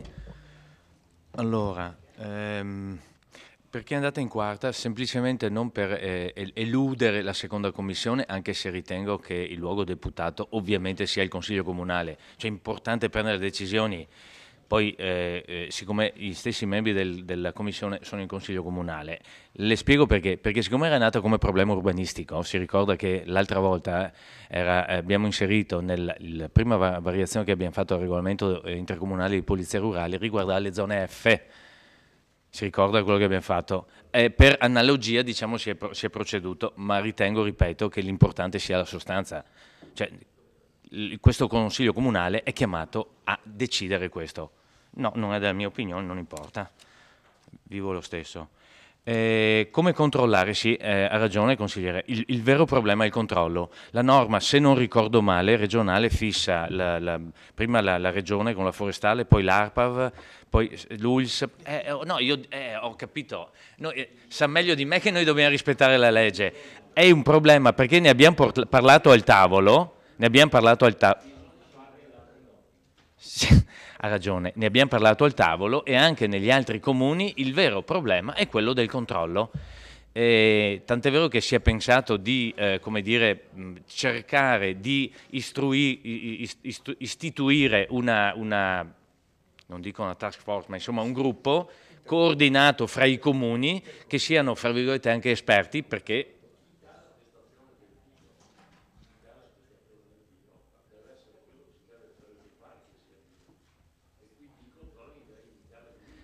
è quella collaborazione che noi abbiamo chiesto anche ai consorzi, cosa che è avvenuta per esempio già per il glifosato, quando è stato si è partiti per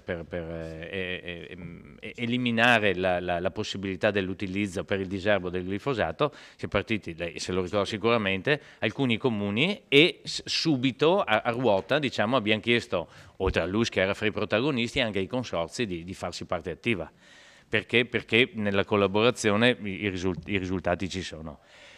Il regolamento si poteva cambiare prima con il Botteon, in realtà noi l'avevamo già cambiato, il problema è che se anche avessimo assunto le determinazioni che il Consiglio Comunale è chiamato ad adottare questa sera, nel precedente Consiglio Comunale, cioè quello del 27, che quando se n'era parlato, appena il problema è emerso, come dire, non avremmo superato il problema perché nello stesso giorno, se lei ricorda, l'ho citato prima nella relazione, la piantumazione è avvenuta.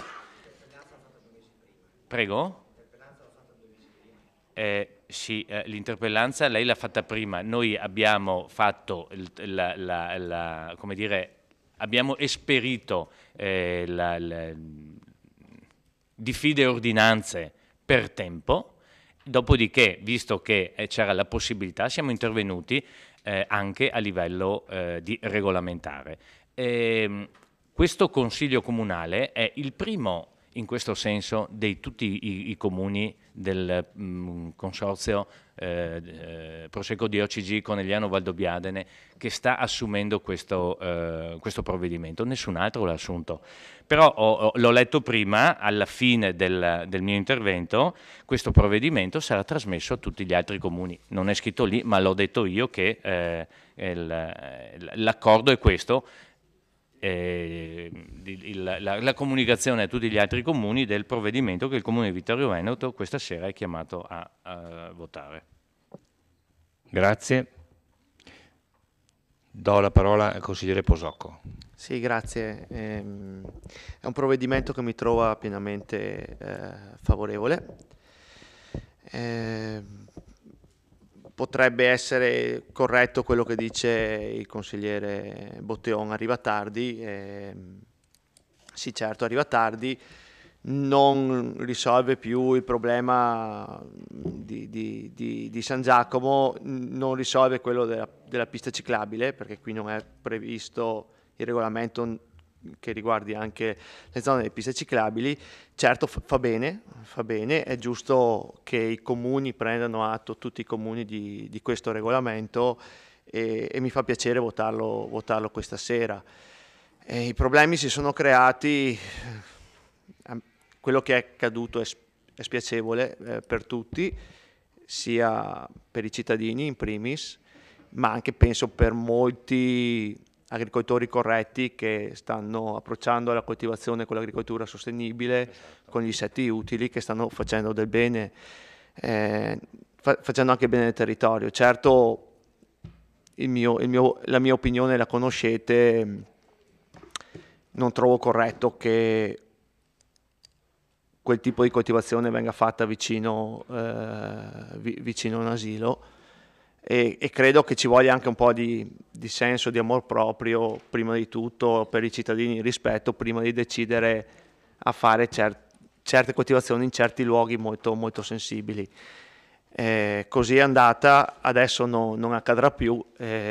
Stasera sono contento di votare queste indicazioni, insomma, e mi auguro che in futuro appunto si parli sempre di più di un prodotto del territorio legato alla bellezza del territorio, un territorio importante, si parli di agricoltura sostenibile, ripeto, e che comunque nei prossimi mesi venga preso per mano il piano di pulizia rurale, vengano affrontate le distanze dai siti sensibili, cioè ce n'è lavoro da fare in questo senso.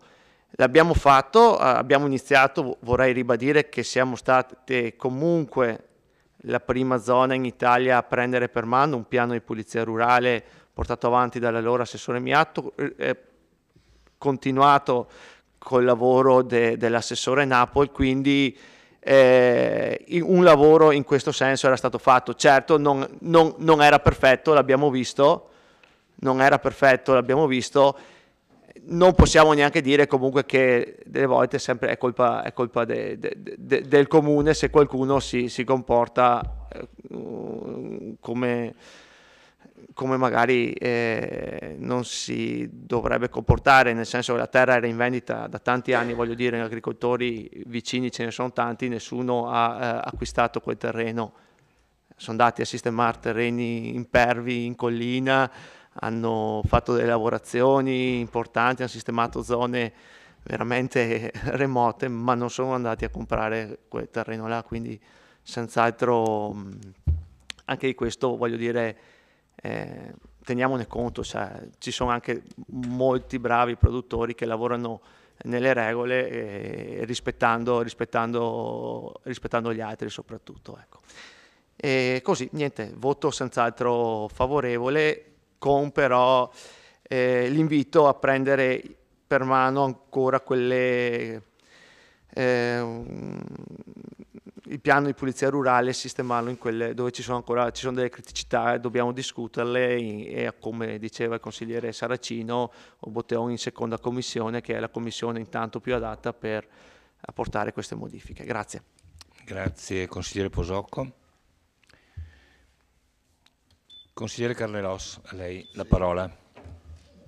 Ovviamente l'approvazione delle modifiche proposte è un atto doveroso e indefettibile in questo momento. Va detto una cosa, siamo il primo comune. Credo che sotto questo profilo dovremmo essere grati ai genitori di San Giacomo, perché vedete, da tutta questa nostra discussione emerge una cosa: probabilmente quel piano di polizia rurale, io ho la sensazione che qualche manina o qualche manona di interessi forti a suo tempo ce li abbia messi. Non so se sono così ingenuo, ma davvero così mi viene da dire che probabilmente qualche lobby potente ci ha messo mano.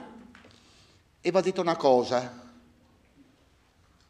grazie ai genitori di San Giacomo abbiamo smosso dei Moloch, ASL e Regione, forse in maniera timida ancora, ma guardate che la reazione che c'è stata ha determinato che quelle due autorità, quei due enti, hanno messo per iscritto, forse talvolta timidamente, quel metodo, cos'era, quella modulazione è fatta apposta ovviamente per cercare di frenare e di mitigare la cosa, serve per le lobby potenti. Ma vediamo, è un passo, pian pianino. Ricordatevi che io ho sempre pensato che se gli enti minori non scalciano, gli enti superiori, questi non si muovono assolutamente, perché credo abbiate avuto contezza tutti quanti di come sia il comune l'ente a cui, come in un imbuto, tutte le problematiche vengono riversate, mentre invece gli enti superiori se ne stanno accoccolati, delegando le responsabilità sugli enti che hanno meno risorse. Per quanto riguarda gli enti elettivi, per quelli non elettivi, come le ASL, non hanno problemi, che non hanno il pungolo, come abbiamo noi, di maggioranza, di minoranza, di, come si può dire, reciproco apporto, ovviamente secondo le proprie capacità, le proprie tendenze, le proprie idee, e far, come si può dire, modificare cose che sembrano consolidate. E sotto questo profilo, e qua lo dico, quando si è cominciato a togliere poteri alle assemblee elettive come i consigli comunali, sono nati i guai per questo nostro paese. E sarò, l'ho detto tante volte, ancien regime, ma quando nelle ASL i componenti elettivi, che sono le antenne del popolo, c'erano, certe cose non succedevano. Ora tutti si sentono svincolati, tranne poi riversare la patata ai comuni che non hanno potere. Grazie. Grazie consigliere. Nell'ordine consigliere Fasan e poi consigliere Saracino. Grazie Presidente.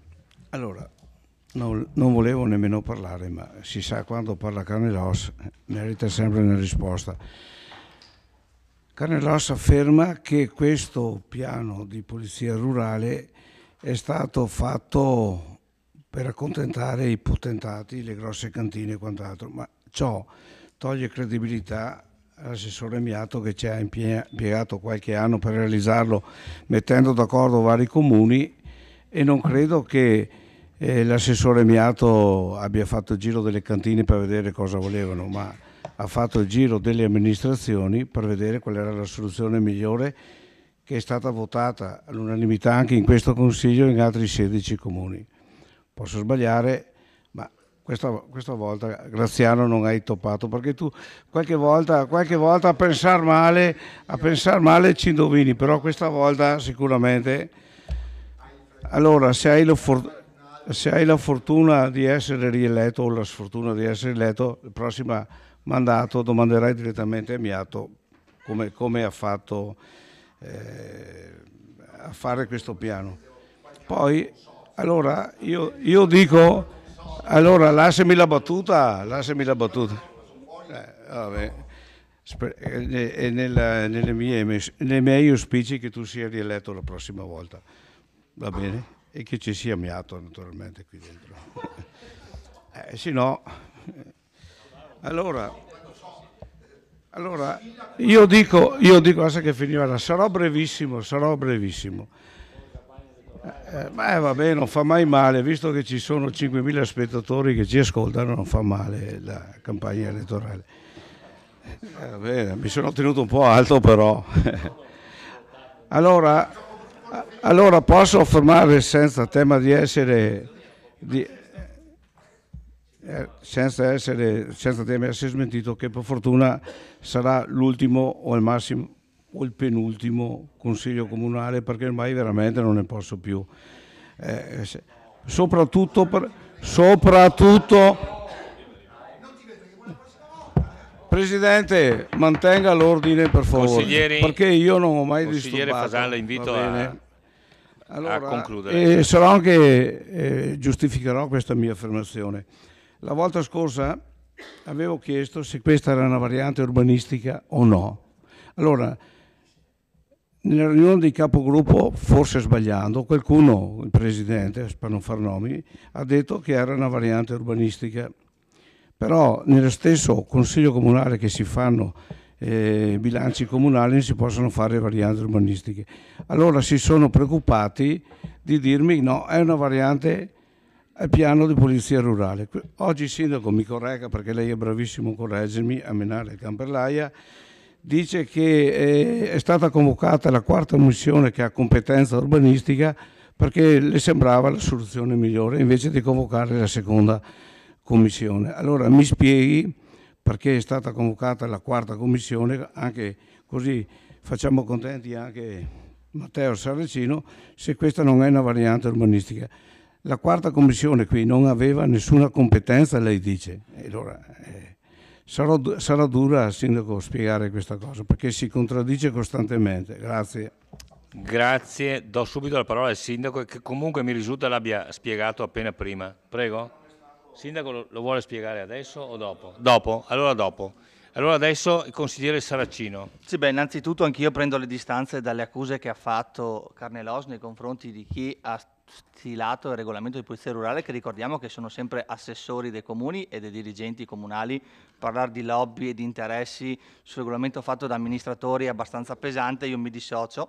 E il problema è questo: ci siamo sempre lamentati che il regolamento era bello, ben fatto, ma il problema di chi fa le verifiche, quando le fa, come le fa, è il più grosso problema di questo regolamento. Quindi ci troviamo a fare una modifica che non riesco ancora a capirla, che modifica sia al regolamento di polizia rurale, quando sappiamo già per certo che sarà molto difficile che qualcuno verifichi che venga attuato, perché questo è quello che mi è sempre detto in questi anni del regolamento di polizia rurale, che c'è un problema su chi va a fare le verifiche sul rispetto.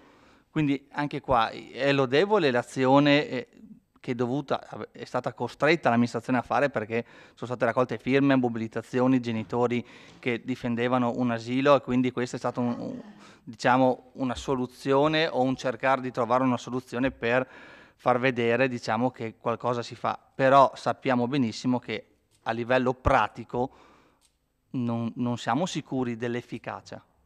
Grazie. Grazie. Consigliere Dus. Sì, allora capisco che magari è no, non è tardi, quindi posso prendermi tutto il tempo che voglio. Dicevo, capisco che è un tema molto tecnico e per cui magari alcune cose possono sfuggire. Torniamo un attimo sulla questione dei controlli. I controlli vengono fatti in questo momento. AVEPA esce, che è l'organo regionale, esce nelle aziende, controlla il libretto di campagna, il quaderno di campagna. Nel quaderno di campagna vengono annotati quando vengono fatti i trattamenti, che tipo di trattamenti vengono eseguiti, dove sono stati comprati i prodotti, dove sono stati registrati, dove vengono conservati. Quindi i controlli vengono fatti, ve lo assicuro, sono controlli severi anche da parte dell'organo deputato, in questo caso AVEPA. Ma non solo, ci sono anche dei controlli su quelli che sono le attrezzature che gli agricoltori utilizzano. Vengono fatti controlli sugli ugelli, che vi assicuro che è una rotta di scatole per chi dopo tratta e lavora in campagna, sistemare quotidianamente gli ugelli che vengono utilizzati per i trattamenti. Quindi su questa questione qua c'è ovviamente la tutela, visto che viene fatta dalla Regione come ULS, in collaborazione con AVEPA, in collaborazione con l'ARPA, è una tutela che esiste. Anche noi, per quanto di competenza, con i nostri organi di polizia locale, siamo usciti, nel qual caso per il vigneto di San Giacomo, quindi i controlli ci sono, le sanzioni vengono emesse e un minimo, ripeto, di sicurezza da questo punto di vista mi sento di darla. E quello che abbiamo fatto in questo momento, oltre al processo di beatificazione dell'ex assessore Miatto, è quello di tentare di migliorare il piano di polizia rurale. L'abbiamo fatto partendo da lontano. È chiaro che ogni volta che si tocca la materia agricoltura, la materia ambiente, emergono sempre di nuove problematiche. Fino ad oggi ci siamo concentrati sulle aree sensibili, quindi asili, scuole e ospedali. Da domani salterà fuori il problema della pista ciclabile, che non rientra come area sensibile. E quindi torneremo probabilmente a trovarci attorno a questo tavolo e a discutere. È un work in progress, è qualcosa che viene avanti con l'evoluzione dell'agricoltura. Tutto qui. Io, se volete, come ho detto, propongo questi due emendamenti che vanno, uno, a stabilire cosa si intende per vigneto nuovo impianto, che come può confermare il consigliere Posocco, è una normativa che è una dicitura dell'ULS, che quindi di cui possiamo appropriarci, metterla dentro il regolamento e emendarlo. E l'altro, e questo in qualche maniera va anche a tutelare la questione legata al vigneto di San Giacomo. E l'altro emendamento è per gli impianti esistenti. e quindi sul periodo e sulla formulazione utilizzata dalla Regione la definiamo dal punto di vista comunale, dandogli un periodo di tempo che è il periodo di 3 anni. Grazie consigliere Dus. Ha chiesto la parola il consigliere De Re. Velocissimo, lei ha fatto giustamente, la Regione quindi con la VEPA fa i controlli per quanto riguarda i prodotti e i macchinari che agiscono. Non fa in questo momento ancora i controlli sul terreno e sulle piante. È qua dove deve intervenire la Regione.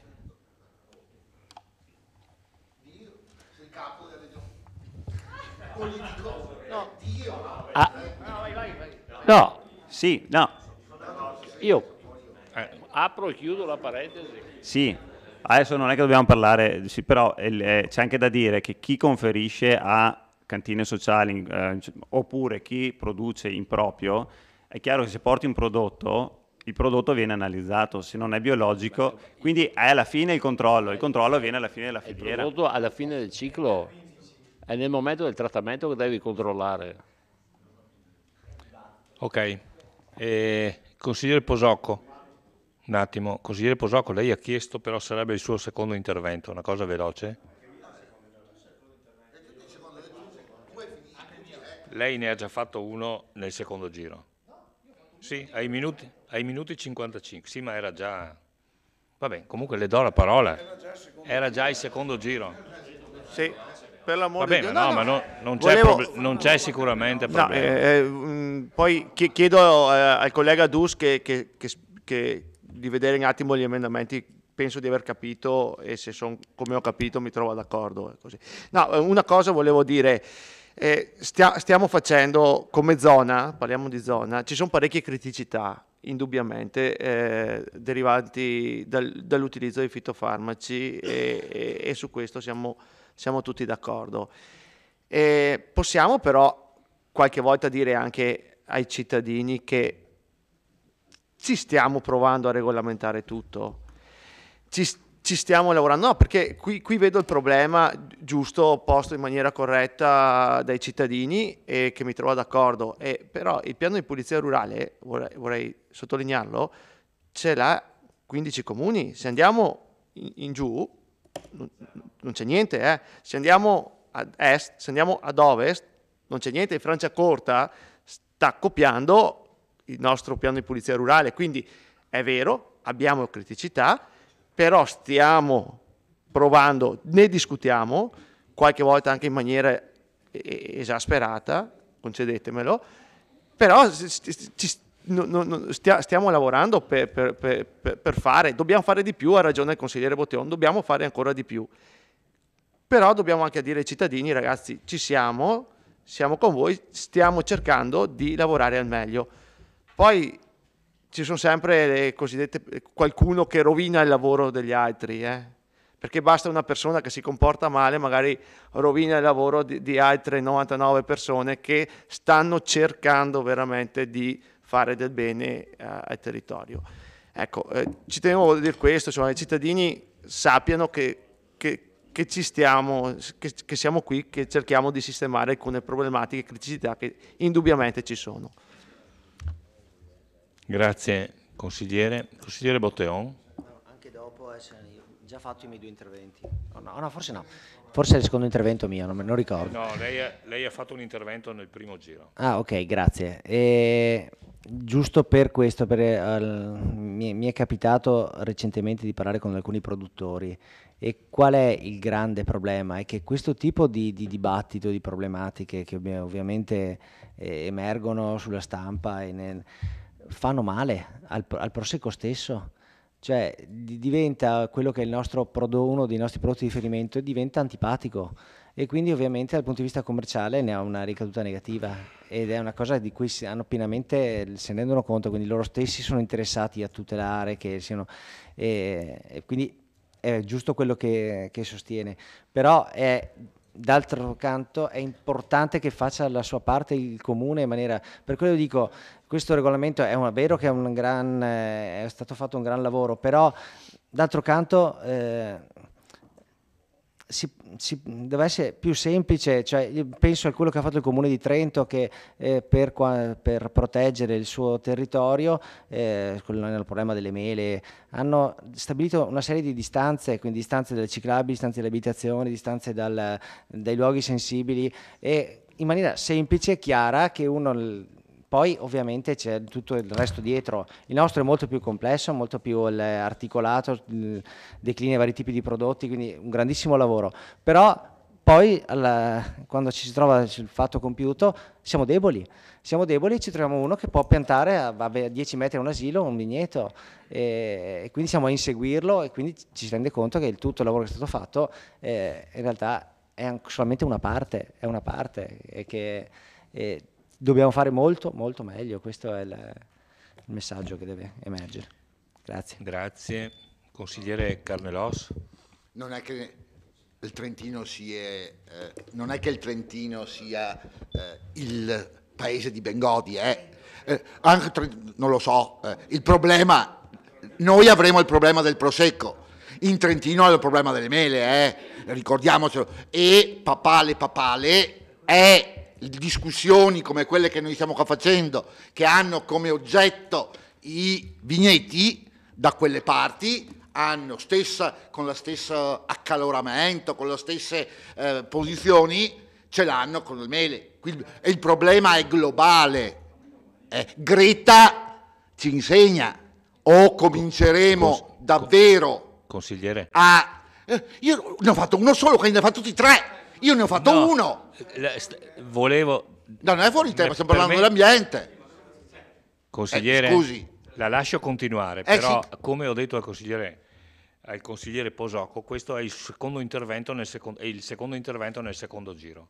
Certo, le ho detto l'ultimo. Difatti io ho parlato una volta sola. Sì, ma nel secondo giro. Secondo giro, quindi certo. Le volevo far presente questo. Certo, grazie della sua puntualità. Grazie della sua puntualità. Allora, vi dicevo, viene fuori il problema appunto ambientale. Davvero è, come si può dire, il problema del futuro. Con il principio della precauzione, con il principio che probabilmente la Monsanto la inquina il pianeta. E finisco qui, perché davvero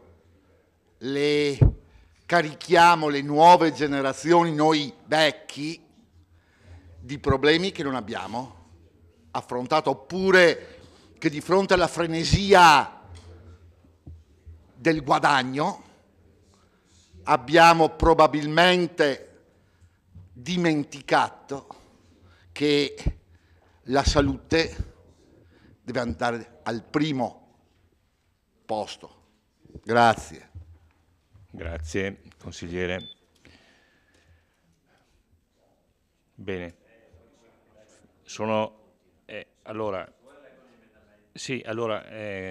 Questo sarebbe il momento di leggere gli emendamenti. Prego. Allora, da inserire l'articolo 9, comma 13 bis, che è quello che andiamo a integrare noi, come altro punto. Per nuovo impianto si intende un vigneto che non ha ancora subito alcun trattamento. E, secondo punto, per gli impianti esistenti nei pressi delle aree altamente sensibili è previsto un periodo di conversione di 3 anni. Com'è? Sì. Chiedo se... A biologico, scusa. Cioè. Il primo è la quello che dice è l'ASL, sì. Avepa e ASL sono d'accordo, questo perché poi è Avepa che decide, no? Ma noi lo diciamo così, se questo è quello che dice meglio. Io ho quello dell'ASL, no?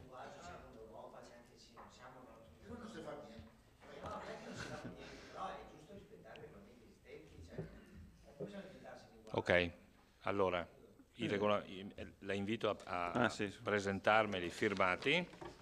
Io non so. E a questo punto metto allora a questo punto questo punto li do, se siete d'accordo, li do per letti. Il primo... Allora, metto in votazione i due emendamenti. Prima l'emendamento numero 1. Sull'emendamento?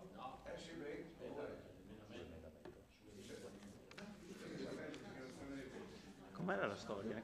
No, ma io prima metto in votazione gli emendamenti e poi facciamo le dichiarazioni di voto. Di questo emendamento?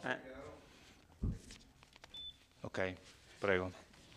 Sul secondo non ci sono dubbi, sul primo mi sembra però che sia un po' tirato per che sia un emendamento ad personam, ad hoc, per il vigneto di San Giacomo, il che la cosa non mi aggrada sicuramente, perché i signori che hanno fatto il vigneto hanno rispettato tutte le regole, adesso noi cambiamo le regole in corsa, che ne so. Allora, sicuramente il primo io non so cosa farà il mio socio, però io voterò contro. Grazie. Siamo ininfluenti, bravo, Tony mi ha dato suggerimento, siamo ininfluenti, però io voto contro. Grazie consigliere. Allora, metto in votazione, prego.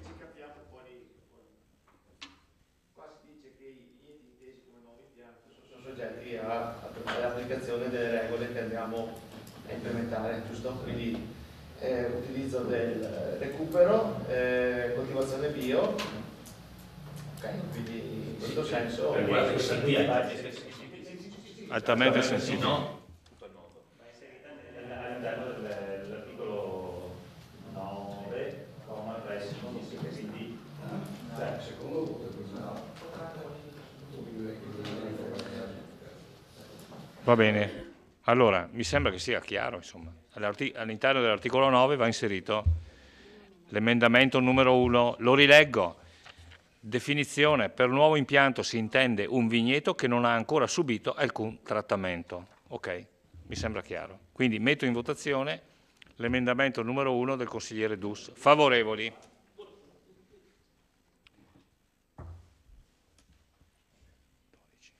Contrari? 1. Astenuti? Allora dovrebbero essere 12 favorevoli, un contrario e 2 astenuti. 15, totale 15.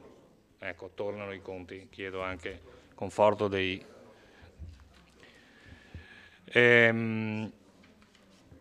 Metto in votazione il secondo emendamento.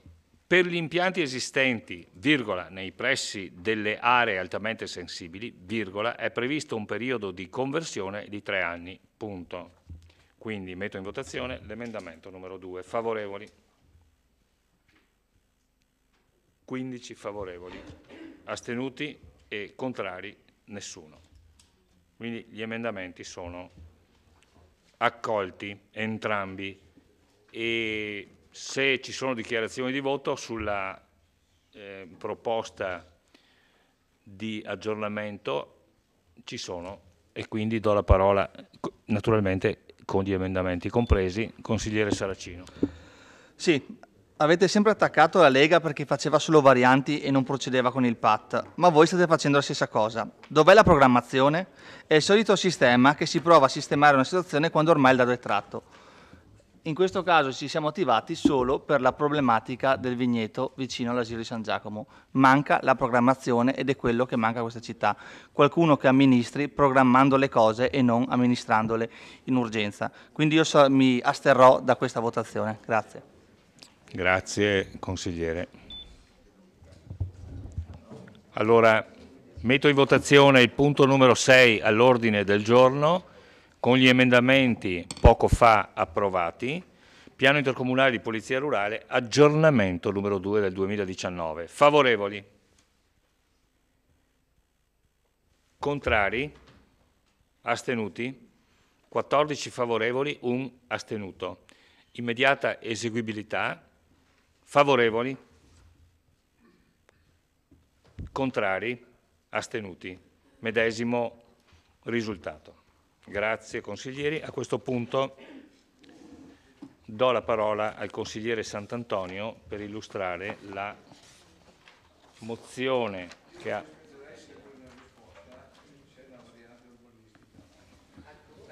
Allora, non è una variante urbanistica, è una modifica al piano intercomunale di polizia rurale. Non c'entra nulla con la programmazione, il regolamento esiste dal 2010 e man mano viene implementato e quindi non c'entra nulla con la programmazione. O meglio, se si vuole parlare di programmazione è dal 2010 che viene programmato.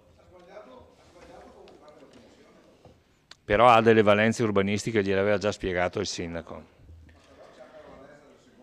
Va bene.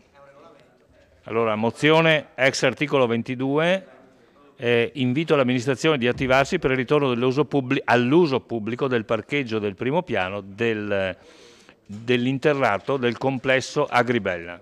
Prego.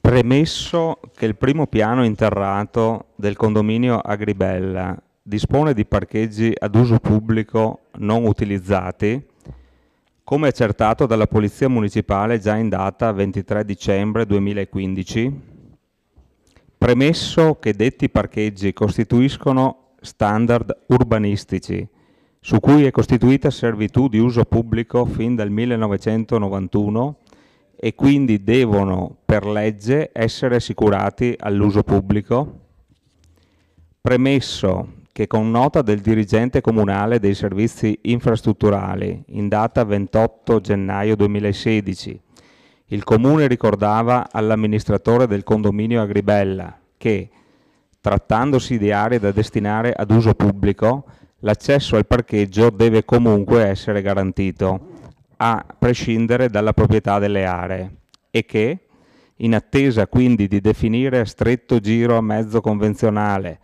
la modalità di gestione dell'uso pubblico del parcheggio in oggetto, si chiede di invitare chi di competenza a rispettare gli obblighi convenzionali di cui sopra, garantendo il libero accesso al pubblico del parcheggio interrato ai piani -1 e -2. Considerato che il parcheggio interrato del primo piano Agribella resta inibito all'uso pubblico nonostante la nota sopracitata del 2016, il Consiglio Comunale delibera di chiedere alla Giunta Comunale di attivarsi con sollecitudine per far valere il diritto dei cittadini vittoriesi di utilizzare questo parcheggio di uso pubblico, avvalendosi delle professionalità interne di tutte le strutture necessarie all'uopo, a iniziare dal comando di Polizia Municipale e dall'ufficio legale interno. Allora, questa mozione l'ho presentata a seguito delle sollecitazioni di molti cittadini sul problema della inutilizzabilità di diversi parcheggi sotterranei di uso pubblico di alcuni immobili del centro cittadino. In passato è stata anche presentata una interrogazione in Consiglio Comunale a cui il sindaco non ha risposto ad alcuna delle interrogazioni fatte rispetto e alle domande fatte dalla mia interrogazione, quindi ho deciso di trasformarla in mozione e riportarla in Consiglio Comunale nuovamente.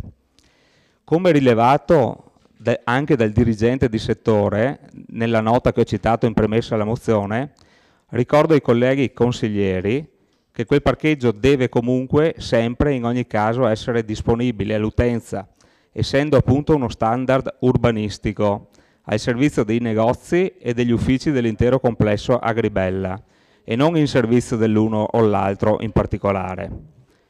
Con questa mozione si intende dare mandato all'amministrazione affinché metta in moto tutte le professionalità interne del Comune per ottenere in via d'accordo o in via legale la riapertura del parcheggio interrato, utilizzando le professionalità interne della struttura comunale, in particolare l'ufficio legale del Comune, retto da un avvocato cui è riconosciuta la qualifica di alta professionalità.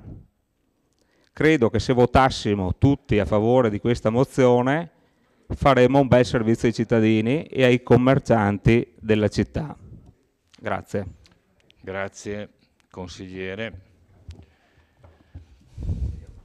E vedo la prenotazione del consigliere Dus. Sì, Prego. questo credo sia un tema che è stato già ampiamente dibattuto in queste aule e se non sbaglio mi pare di aver capito che è un tema che rientra nelle questioni condominiali. Io vivo in condominio, abbiamo tanti problemi, se ognuno di noi porta i problemi del proprio condominio, qui mi pare che dopo non è più finita. Abbiamo già attivato gli uffici su questo tema, questa è una sua, lei l'ha sollecitato più volte, gli uffici staranno lavorando nei limiti delle competenze, ecco.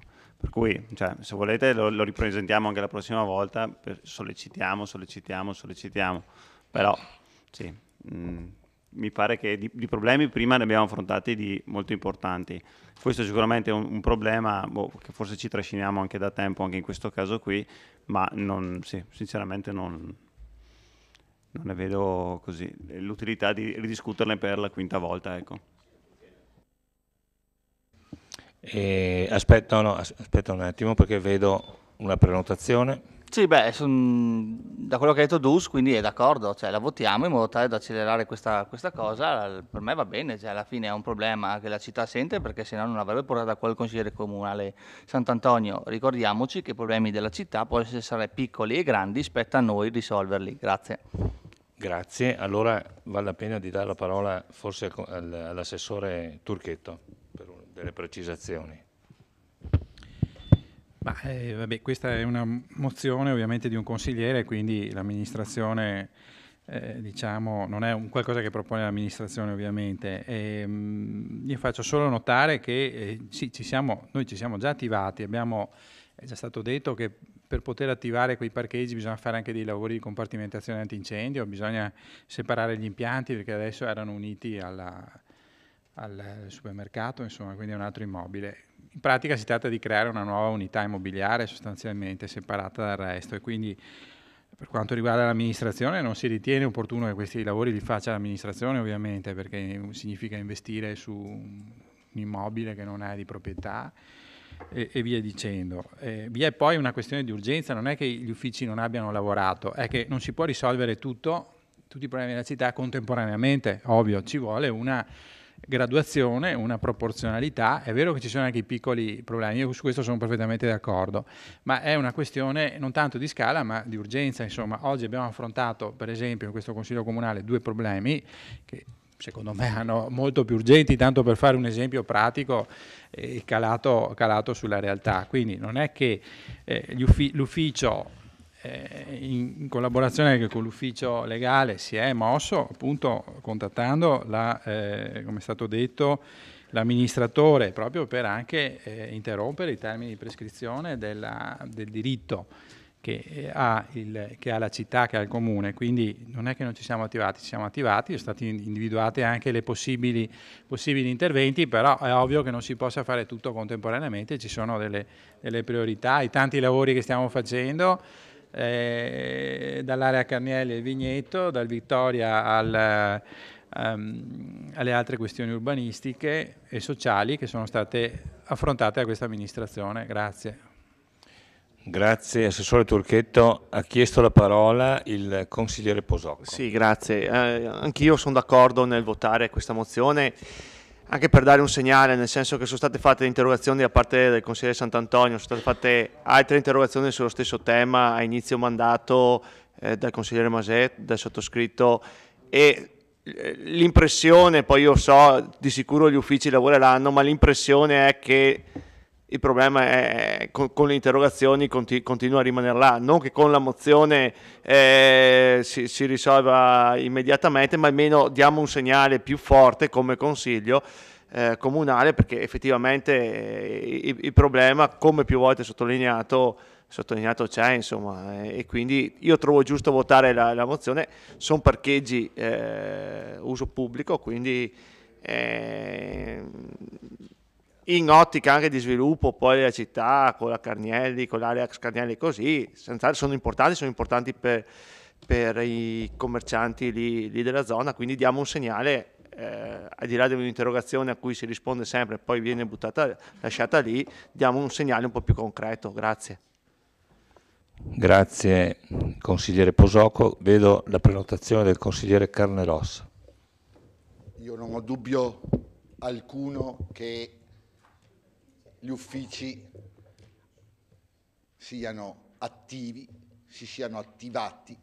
Sono certo, non ho fatto l'accesso, dico subito, ma siccome della pubblica amministrazione di Vittorio Veneto io mi fido, sono certo che vi saranno le diffide, i provvedimenti ad attivarsi. Sicuramente sono certo, se c'è qualche problematica di carattere esclusivamente privatistico, gli uffici non faranno certamente interessi privati in atti d'ufficio, né la mozione è finalizzata a fare questo, perché sarebbe una mozione illegittima. Per dire all'amministrazione che già sta facendo di fare ancora, io credo che la mozione possiamo votarla e sapendo che l'amministrazione sta già facendo ed è ovvio che anche quello è una problematica complessa e sicuramente se non vi è stato dato adempimento a provvedimenti che sono sicuro sono già stati assunti, ovvio che l'amministrazione che verrà intenterà, se lo ritiene, le azioni giudiziarie, perché anche qui i miei amici consiglieri di opposizione sembrano avere la bacchetta magica, ma la proposta, quelli che hanno parlato, ovviamente, minoranza, d'accordo, certamente, ma è ovvio che l'avete usata voi tante volte, voi consiglieri di maggioranza, per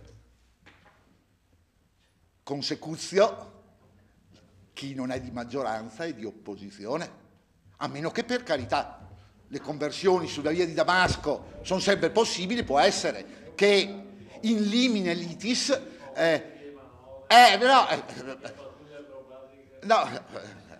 rispondo in questo caso all'amico Fasan senza usare opposizione o maggioranza, ma i ruoli sono questi. E cosa?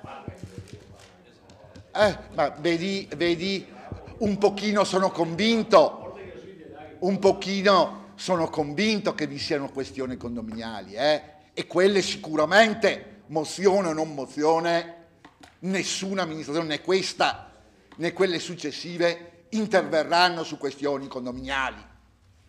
I condomini si facciano la causa, visto e considerato che mi pare ci siano incliti legulei nel condominio, perché poi a dir la verità è molto semplice, anche qui lo dicevo prima, quando non si mette d'accordo si rovescia la patata sulla pubblica amministrazione e chi ha sulle spalle anni di, come si può dire, amministrazione o in maggioranza o in opposizione lo sa benissimo.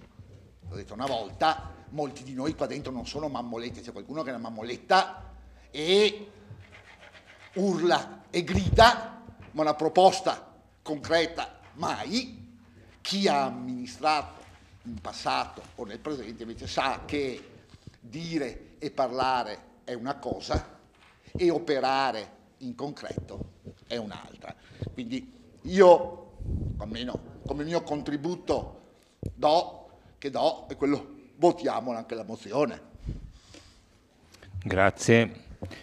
Si è prenotato il consigliere Botteon. Sì, con tutt'altro spirito, perché non è votiamo anche questa mozione, è votiamo questa mozione, perché la politica serve a quello, a definire le priorità. E quindi questa mozione definisce una priorità per questo Consiglio Comunale che vota la mozione, questa è una priorità. se la votiamo. Se secondo voi non è una priorità, non la votate. Ma se pensate che sia una priorità, la votiamo, perché questo penso che sia lo scopo di questa mozione, che io appoggio in pieno, perché sono tutte scelte politiche. Io penso a qualche scelta che è stata fatta recentemente, Via del Cansiglio, la rotonda, quanto tempo è stato speso dagli uffici su quella rotonda nuova che verrà per accesso al nuovo supermercato? È una scelta politica, è stata da voi valutata una priorità far lavorare gli uffici per quella rotonda perché fa dargli l'accesso a quel supermercato. Vostra scelta, di cui io sono contrarissimo, però scelta politica. Altre amministrazioni dicono no, non facciamo quella cosa, lavorate su questo. Grazie. Grazie consigliere. Allora, consigliere Dus, secondo intervento, secondo giro formalmente. Secondo giro. Consigliere Dus. Sì. Io ribadisco che trovo un po' strano che tramite una mozione si dia un indirizzo alla Giunta e poi agli uffici di attivarsi su... Cioè, lo trovo una modalità, ecco, quantomeno inusuale, grazie, inusuale. E però, siccome non ci vedo grossi problemi a votarla, la voto senza problemi. Ripeto, se applichiamo questo metodo a tutti i casi che ci sono in città,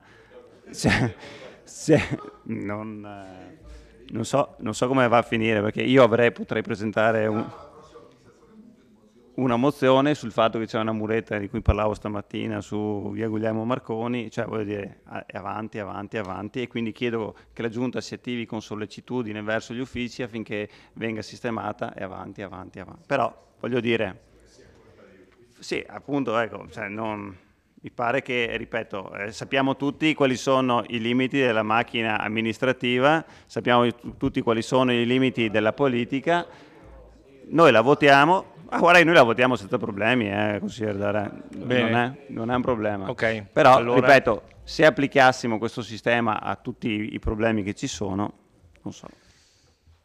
Va bene, allora questo secondo intervento è una dichiarazione di voto, quindi volete che mettiamo in votazione? Sì, no, se posso, Presidente. Prego, come no. Signor Sindaco, prego. Concordo con quanto ha detto il consigliere Dus, perché? Perché a fronte della bella mozione, fra virgolette, in cui sì che bello sollecitiamo gli uffici, siccome in realtà la mozione forse lei era distratto, perché io mi ricordo esattamente quello che ho letto, alla sua interrogazione io avevo risposto, ricordando anche che lì c'era l'amministrazione e gli uffici soprattutto erano andati anche con la curatela fallimentare. E erano stati anche ipotizzati dei costi, quindi caro consigliere, sì, non bastano le belle emozioni, bisogna trovare anche le risorse. E quindi lei, se fosse stato corretto, avrebbe dovuto indicare assieme alla mozione il capitolo dal quale trovare i soldi necessari per, cosa che non ha fatto. Però, siccome è evidente la speciosità della sua proposta, altrettanto speciosa sarà la risposta. Bene. Consigliere Saracino. Sì, velocemente, è stata criticata un po' la procedura di questa mozione, ma mi pare che questa amministrazione per prima usi atti di indirizzo su tutto, quindi insomma non è che sia tanto diverso quello che viene fatto adesso. È un po' diverso, alla fine avete portato un'uscita del traforo. Guarda, un atto di indirizzo e una mozione, si lega il regolamento. Perché prende la parola? Perché prende la parola mentre sono parlo io? tutt'altre Il cose. regolamento lei non lo rispetta, sto parlando, prende la parola e parla, non so, Presidente, scusi, se no a questo punto schiaccio anche ogni volta. Dopodiché sul discorso ha giustamente detto il consigliere Botteon, questa amministrazione ha scelto di dare delle precedenze a determinati atti e alla fine saranno le elezioni a decidere se queste precedenze e priorità date saranno state corrette o no dalla città. La rotonda che ha citato il consigliere Botteon sarà il suicidio, secondo me, della viabilità sull'asse principale vittoriese. Grazie. Grazie. Allora io direi a questo punto di mettere in votazione, metto in votazione il punto numero 7 che è la mozione del consigliere Sant'Antonio. Favorevoli? Contrari? Astenuti? un astenuto. Quindi 14 favorevoli e un astenuto. Ok. Bene, basta. Vi ringrazio e vi saluto. Appuntamento. Credo che forse c'è un altro appuntamento. No, non ci saluti. No, non ci saluti. Allora dobbiamo farlo per forza. Buonanotte a tutti, grazie.